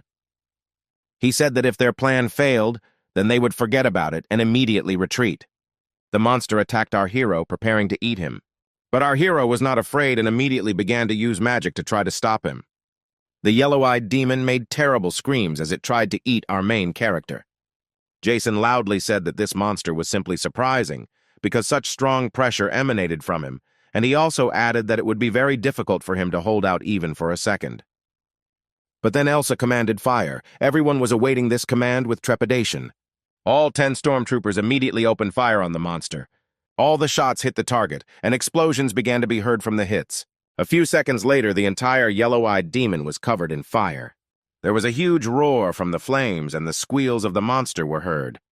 Our main character looked with trepidation towards the flame, waiting to see if his idea had come to fruition. Blade stood and said that he did not expect such power from these grenade launchers. But as soon as the flames dissipated, the yellow-eyed demon appeared completely intact, but everyone felt his anger. But suddenly blood began to flow from his head. Nevertheless, one charge was able to wound the monster.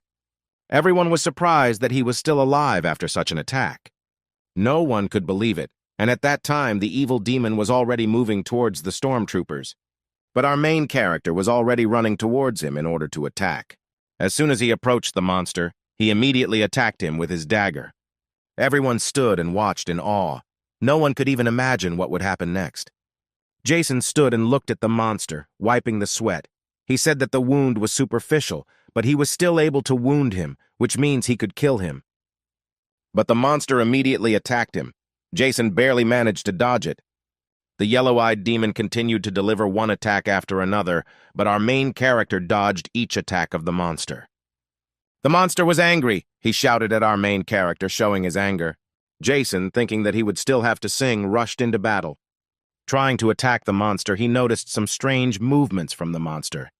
When suddenly he was hit by the monster's tail, the hit went straight to the man. Jason was thrown back several times. The blow was powerful. Our hero lay on the ground. He could not even move.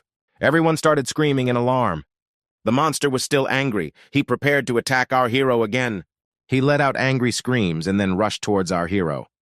Jason lay on the ground and couldn't even move. Everyone looked at what was happening with alarm. They couldn't even move out of fear because the monster was putting enormous pressure on them. Jason tried to get up, but the monster was already approaching him. As soon as the man stood up, the yellow-eyed demon was already right in front of him. The hero stood covered in blood, thinking that he would not have time to dodge, but he could not give up so easily. Scott and Elsa continued to anxiously shout Jason's name and for him to run away as quickly as possible. Our main character fell straight into the snake's mouth. There was a crushing roar. Thick dust rose. Everyone stood stunned. Blade tried to rush towards the yellow-eyed demon, but was stopped by Elsa. He shouted for her to let him go, but in response, she told him to remember what order the Major gave. She also added that if they continued to fight him, everyone would die, and the commander ordered them to survive. But the demon still could not stop and calm down. He destroyed everything in his path. Elsa screamed that everyone was retreating, and she would cover them. When Jason suddenly opened his eyes, he asked himself if he had survived.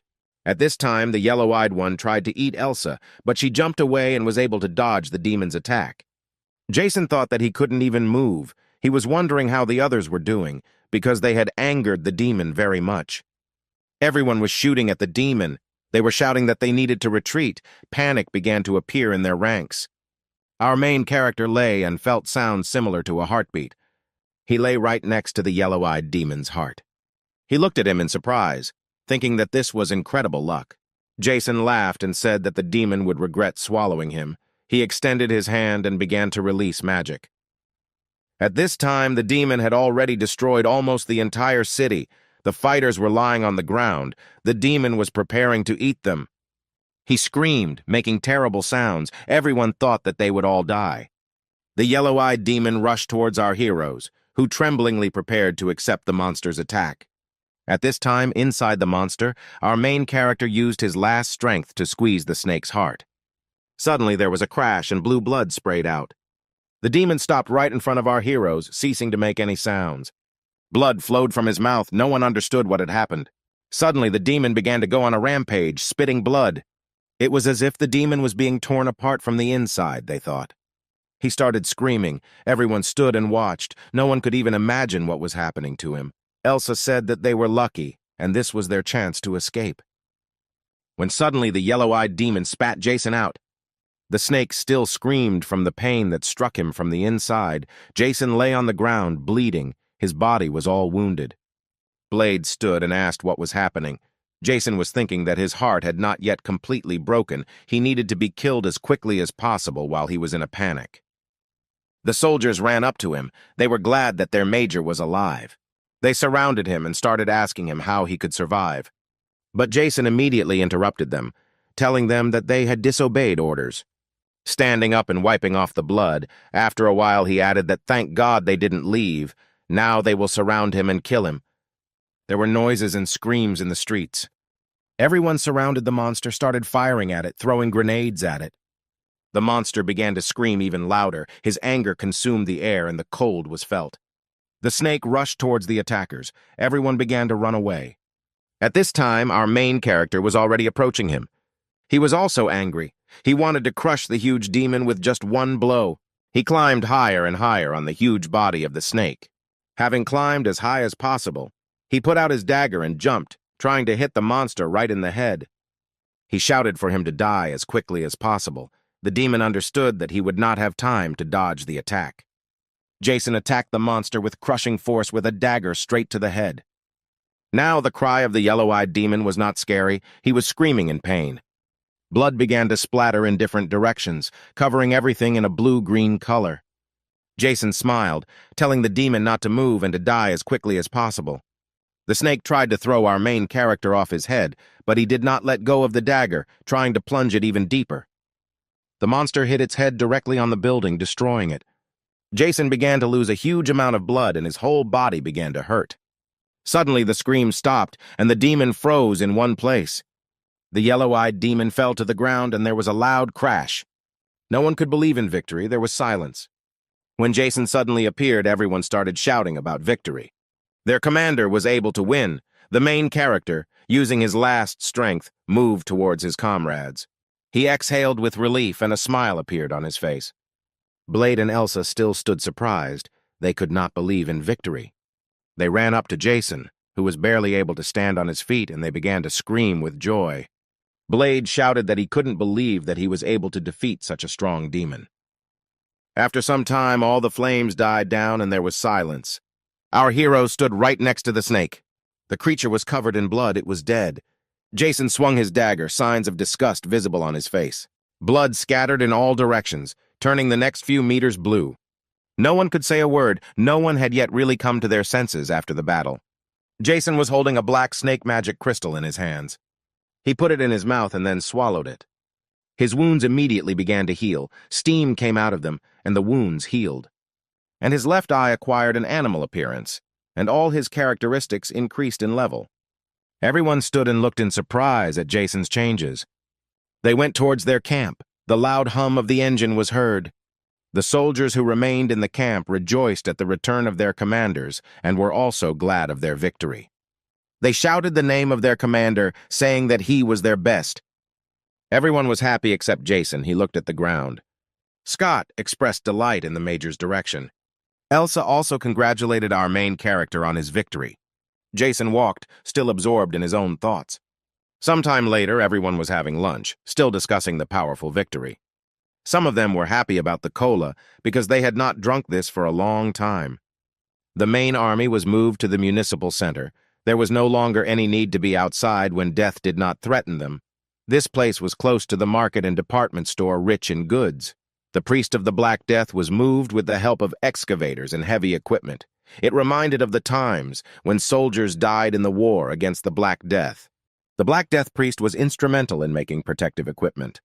Scott, looking at the snake, said that even when he is dead, his skin is like steel. Elsa said that they dismembered him and did not find the stone. Now they are no different from ordinary killers.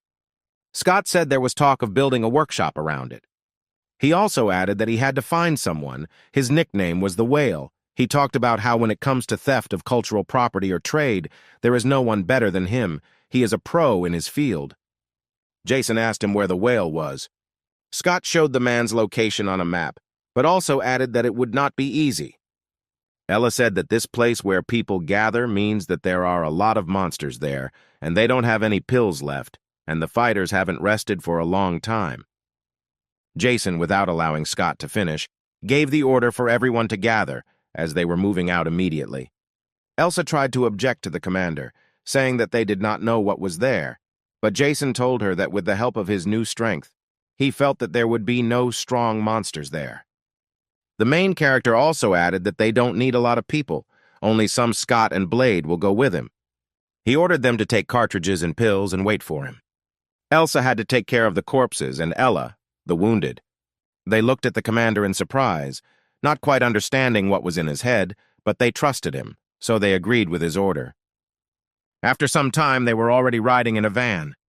The battle with the Black Death was the worst. From preparation to action, they miraculously survived. Circumstances indicate that the strength of a monster can be determined by the color of its eyes. They resemble the colors of the rainbow, and each color is much stronger than the previous one, Jason thought. He also thought that the monster he saw might not be the strongest. After a 2-hour drive, they entered this settlement. There was a loud roar of hooves, which seemed to be destroying the ground beneath them. Some strange creatures, similar to pigs and elephants, ran and made overwhelming sounds. Jason immediately jumped into action, jumping out of the van. Blade and Scott were scared because this crowd of huge monsters was moving straight into the van's head. Jason's eyes took on an animalistic appearance reminiscent of a snake. He immediately rushed into battle with the monsters.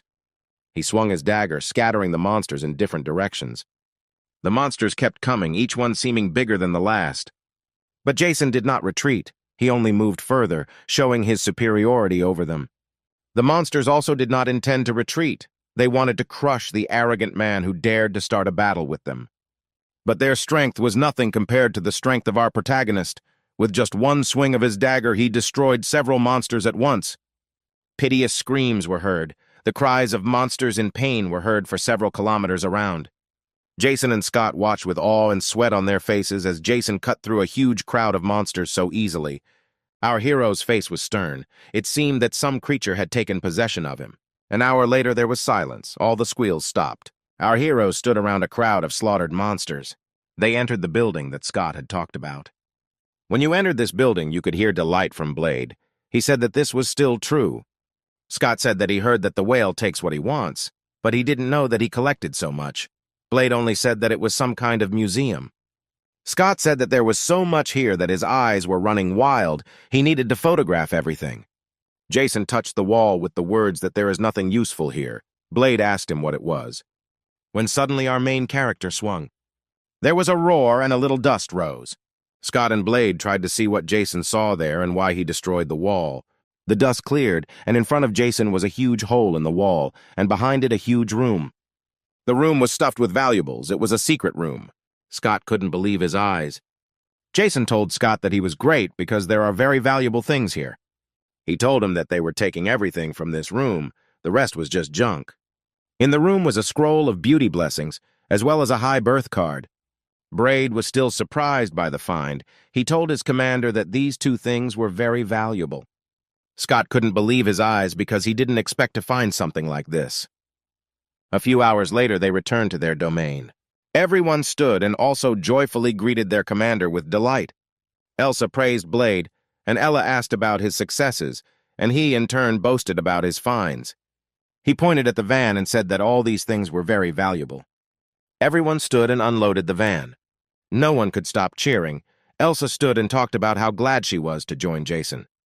Scott held two important finds in his hands, showing Ella and Elsa. Scott was talking about having a map of cores in his hands. Elsa couldn't believe her eyes. They were discussing how this map works. The brighter the color, the more monsters there are in that place. This map is something like a radar. Jason also added that the closer you look, the less they will see, but the further you go, the stronger you become, and he also asked Scott what the highest score of identified monsters is today.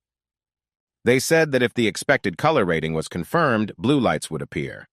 Blade said that the world was full of monsters stronger than the Black Death. Elsa could not believe it. Jason thought that with his current strength he could not oppose anything to more powerful monsters. People heard rumors about the boss and began to gather and move towards them, creating McClan. No one could cope. Instead, the boss allowed McClan to expand into the McGuild and create a new clan under his wing. 00. Everyone stood and said that they had already been standing for several hours and were waiting for their commander. Soon after the boss appeared, many calmed down. They were suppressed by only a small part of the major. Jason took the weapons from them, saying that negotiations would begin right away. The boss had already become an independent representative of the entire city. He could no longer simply unconditionally indulge people. Jason talked about how some of them would receive artifacts. All of them would receive weapons and ammunition. He also added that the awakened ones and the team members would enter the McClan and work. Everyone began to rejoice. People cheered, but it was not easy to meet the boss's demands. Jason said that there are not enough artifacts for everyone, so one of the conditions is one hand. Nobody understood what was going on, in the sense that everyone thought with one hand. Of course, this was a test of how we could decide to sacrifice you. No one doubted it. Some thought that Jason would seriously chop off their hand. Soon, anger and confusion gave way to fear.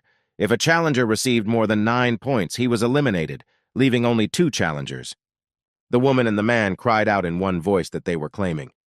Jason, just in case, asked the people again which of them wanted to get weapons. He threw his dagger straight at the girl and the man. A multi-axis scream rang out. The dagger stuck into the ground with incredible force, after which he returned to Jason's hand, and he in turn said that they should leave their hand in reserve. If they break or do not follow the rules, then they will return unquestioningly.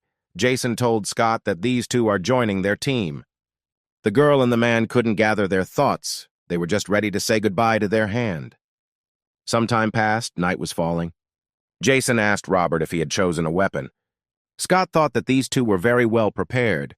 They could quickly get used to everything.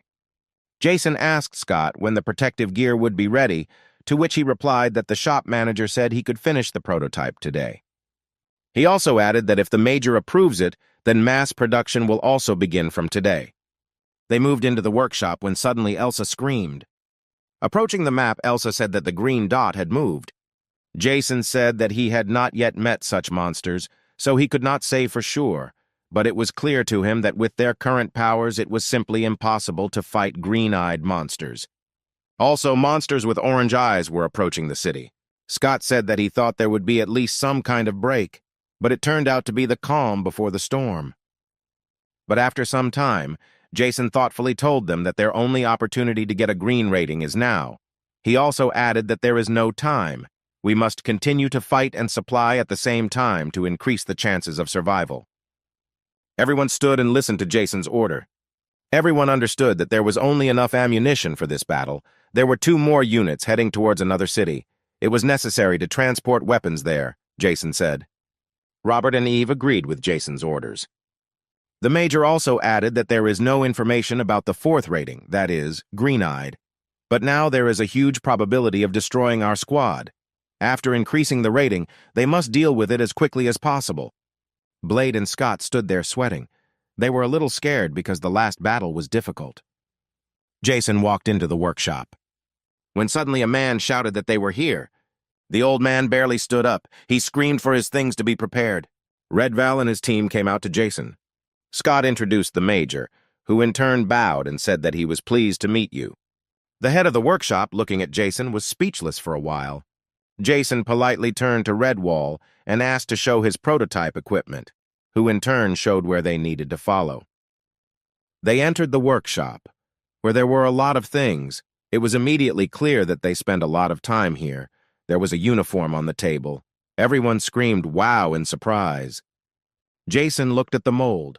At this time, Red Val said that about 20 molds were already ready.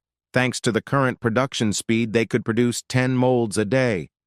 Also, the head of the workshop showed the weapon. Jason thanked him, because now they can fight with the orange ones. Eyes of Black Death, when ingested, give the power of Black Death. Blades increase power. Everyone stood surprised, because no one could believe that artifacts could be created with their own hands. Jason was still in his thoughts, saying that they were leaving. Eve answered so precisely. They said goodbye to the master and his subordinates.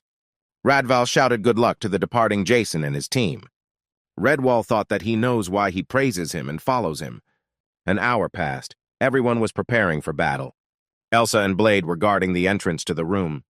In this room, Jason was sitting on a seat, deep in sleep. Next to him stood an empty divine cup. He opened his eyes from the screams that were calling him. Opening his eyes, he thought about whose voice it was. Opening his eyes, he asked Ella, or if it was her and why she grew her hair. She sobbed and couldn't stop screaming his name. Jason thought that he didn't understand how much time had passed, but his body was very cold. He understood that he was dying. When he suddenly closed his eyes, Ella screamed even louder. The girl screamed for Jason to remember that he could change this. She hoped that he would help, and she would tell him her desire. The guy, having opened his eyes slightly, did not understand what was going on. Suddenly he woke up, covered in sweat. Holding his head, he thought that such a future was unacceptable. Leaving the room, he ordered everyone to gather. After a while, everyone gathered. They discussed the future that Jason saw.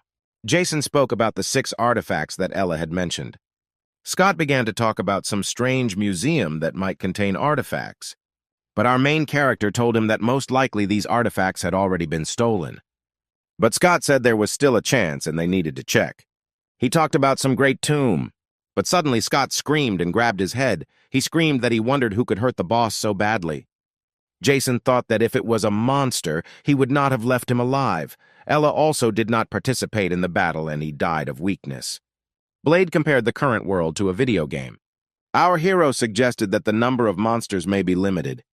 He said that in the end it might turn out that there will be more awakened people and fewer monsters. Then people will again climb to the top. Everyone listened carefully to our main character's assumptions. The roar of engines was heard. Our heroes were heading somewhere. Ava and Robert were silent, because this was their first time participating in a mission. They rode in new equipment. The equipment covered the entire body. It was comfortable to use and free to move.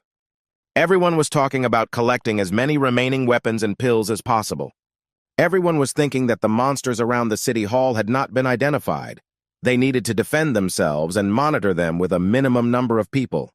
Blade said that Eve and Robert would split into 2 teams. Blade and Elsa had to use the map to find their location and then get rid of weak monsters, while Scott and Ella remained in the mayor's office to guard the base and monitor the wounded and periodically report on the situation on the map. Jason also added that after completing their missions, they returned to the unit. As he left, he told them that they were returning alive. There was silence. Everyone looked at our main character, seeing in him their commander. As soon as Jason started to walk away, they cried out in unison to eat. There was screaming in the streets, and there was a slight pressure in the air. A huge number of monsters were moving somewhere, with human corpses lying around them. The monsters destroyed absolutely everything in their path. Along the way, they ate the remains of the surviving people. A larger monster was moving behind them. They looked like lizards. Among them was a huge monster, which stood out most of all for its size. The monsters made sounds similar to the cawing of crows. The orange-eyed demon looked into the distance. A crowd of monsters surrounded our main character, who was standing on the skull of some monster. Jason thought about how many of them came, but this is their territory. He laughed, saying that they would regret coming near his territory. This skull belonged to the Black Death. They deliberately blocked the entrance. Raising his hand, he gave the order for everyone to get ready. Everyone was ready. No one wanted to lose their place. The monsters outnumbered the humans many times over, but no one showed any fear. When suddenly Jason screamed for them to quit. A loud sound began to be heard, and at the same time several soldiers pulled the pin from the grenades. The soldiers began throwing grenades directly into the crowd of monsters. The monsters did not immediately understand what was happening. Suddenly, grenades began to explode and flames rose. This was followed by gunfire, and there was a strong smell of gunpowder in the air. The monsters made squeals. They were squeals of pain. The largest lizard scattered his subordinates in different directions. He was very angry. The lizard opened its mouth and flames came out of it. Even more explosions began to be heard, because some grenades did not explode from the fall, and at the same time, other smaller lizards began to die. The flames expanded more and more. Visibility was 0. when suddenly the monster threw the ball right at the roof on which the fighters were standing. There was a roar and dust rose. As soon as everything cleared up, wounded soldiers lay on the roof. The building was enveloped in fire. At this time, our main character was already approaching the monster with incredible speed. He was approaching the surviving monsters. One by one, he cut down the lizards. The monsters, noticing Jason, began to move towards him, making some strange sounds.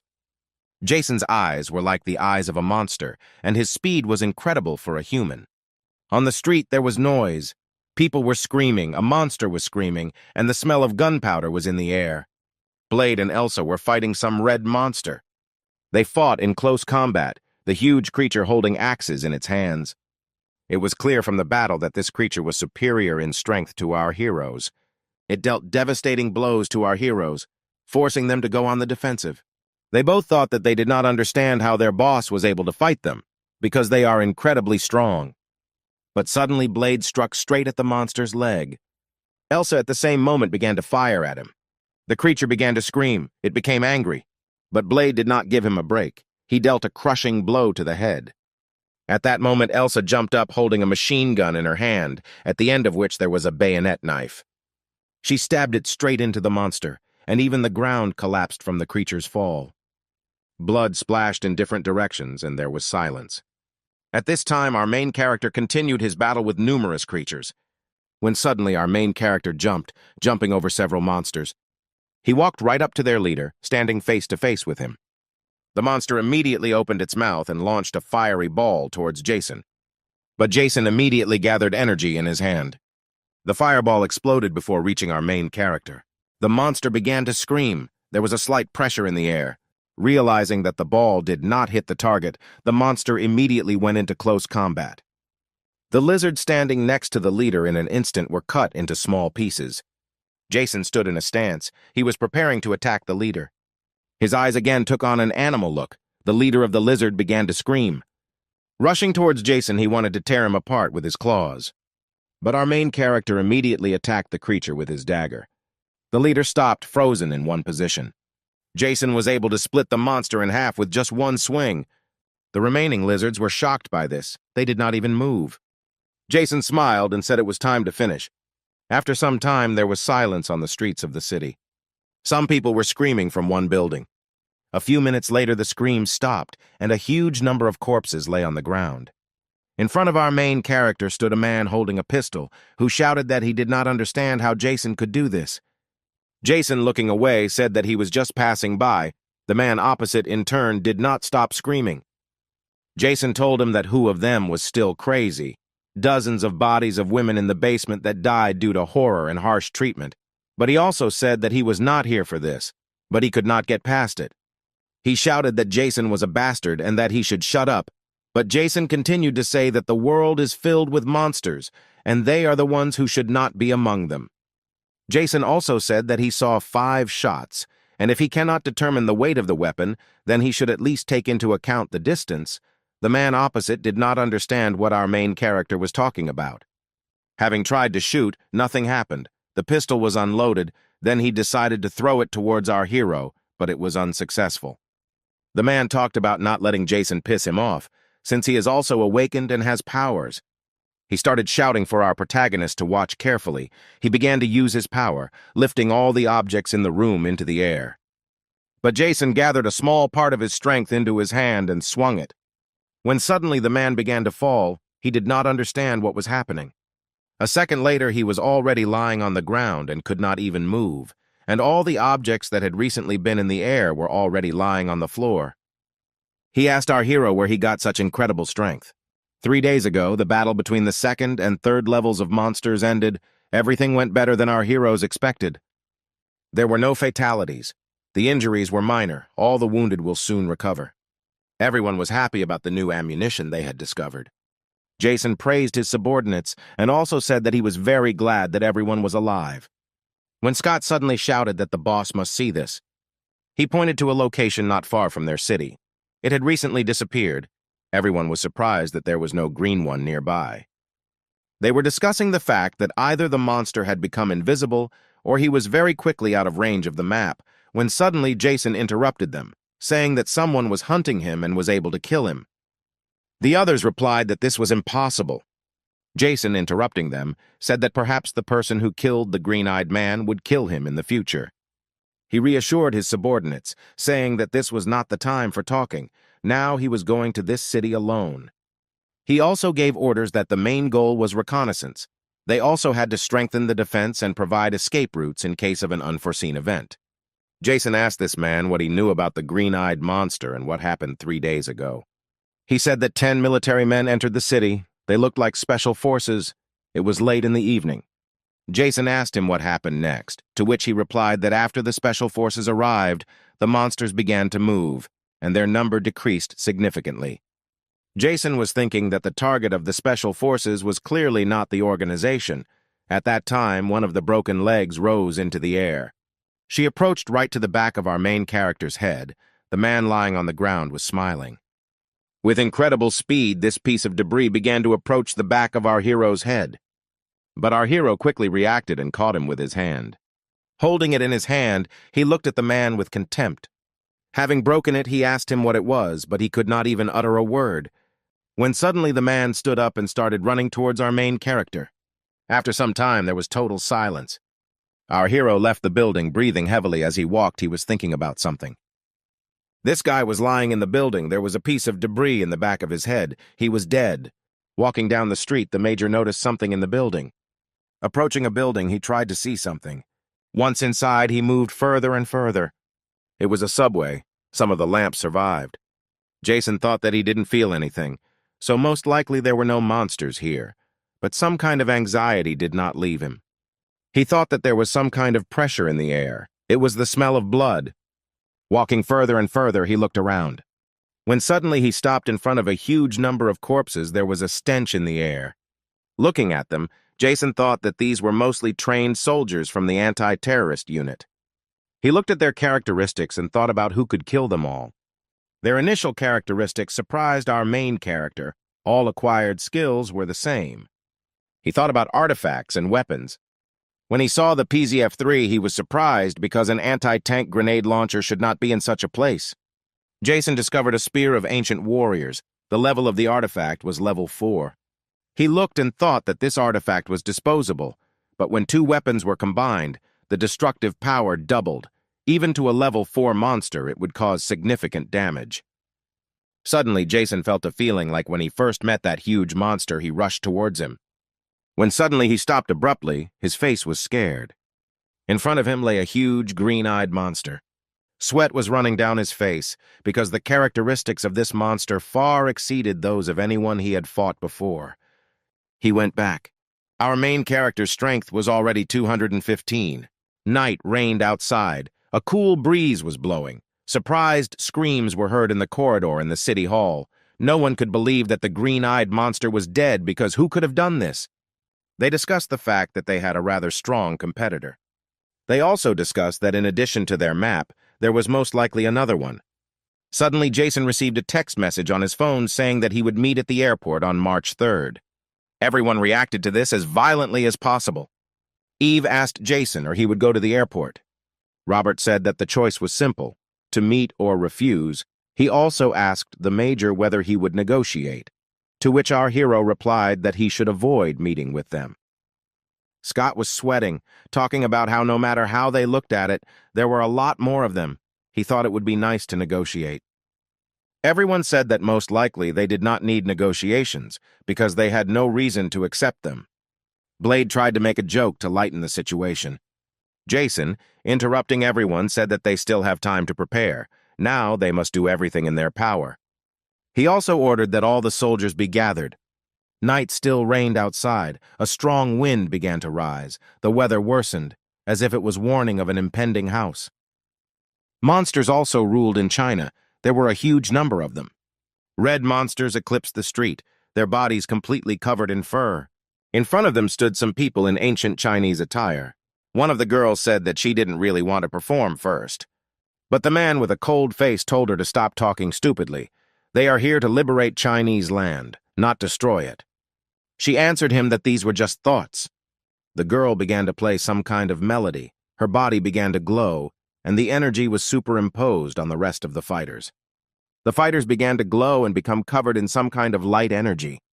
General Haru ordered to move forward. As soon as he shouted to attack, everyone rushed into battle. The fighters seemed to be floating through the air, and their movements were unlike human ones. A rumble began to be heard and a strong wind rose. At this time, our heroes were all at work. Ella supervised the doctors. She was covered in sweat because there were a lot of sick people. She looked out the window and saw that the wounded and sick soldiers were arriving one after another. The survivors helped the wounded walk, and screams were heard. At this time, Scott and Jason stood discussing what is most difficult for ordinary fighters now.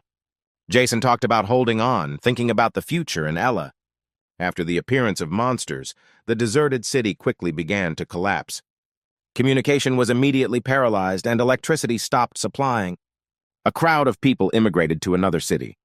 However, it is not so easy to end the people themselves, and many of them began to look for ways to solve the problems that had arisen.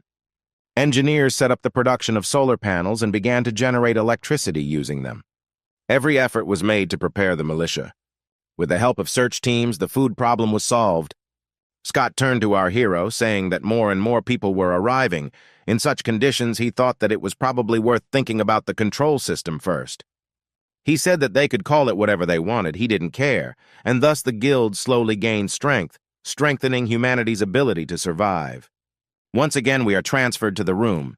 Jason was sitting on a chair. The divine thicket was empty. The city was in ruins. Jason was in great pain. His whole body was covered in wounds and blood. He could not even utter a word. He looked at the ground. His hand lay on the ground, and some people stood near it. Jason thought about who they were. They, in turn, praised our main character because he is a famous dragon hunter. Jason thought about the fact that they spoke Chinese. He needed to learn it. Suddenly, from behind him, he felt someone approaching. A man in a raincoat stood behind him. Having only had time to look at him, he saw a blade approaching him. He pierced our main character right from behind.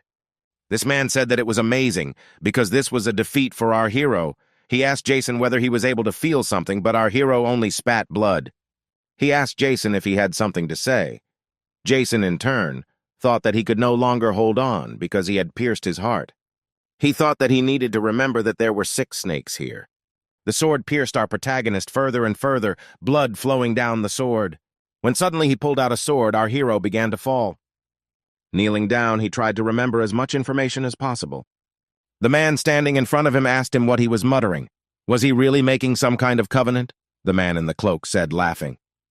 The girls shouted at him to finish with him quickly, or they would do it. Smiling, he swung. He told him that he needed to finish quickly because the girls were already acting up. The sky was covered with small clouds that blocked the rays of the sun. The man shouted goodbye. Jason woke up covered in sweat. His breathing was ragged, his face was covered in sweat, his body was trembling. Holding his hand, he said that it was so good that it was in place. He thought about the fact that there were 3 days left before what was happening in the dream. Scott said that if in the future his nickname was Dragon Hunters, then he was finished. But how did he manage to lose in battle then, the guy wondered. Robert said that we need to go to the airport because there might be a clue there. Jason asked Scott if he could recognize the man by the sword. Scott, seeing the sword, was surprised and began to talk about it. The major was saying that nothing was known yet, but if they managed to find at least some clue, that would be good, when suddenly Blade burst in screaming. Ella asked what happened to him. Blade boasted that he had finally managed to defeat a level 2 monster on his own. He laughed, boasting everyone stood in a stupor because they thought that someone was attacking. Jason smiled. Ella held her head, thinking Blade was stupid. Everyone started praising the guy with the bat, and Jason started to walk away. The red-haired girl looked at the departing commander, wondering what Jason was thinking. As the man left, he replayed a situation from the future in his head.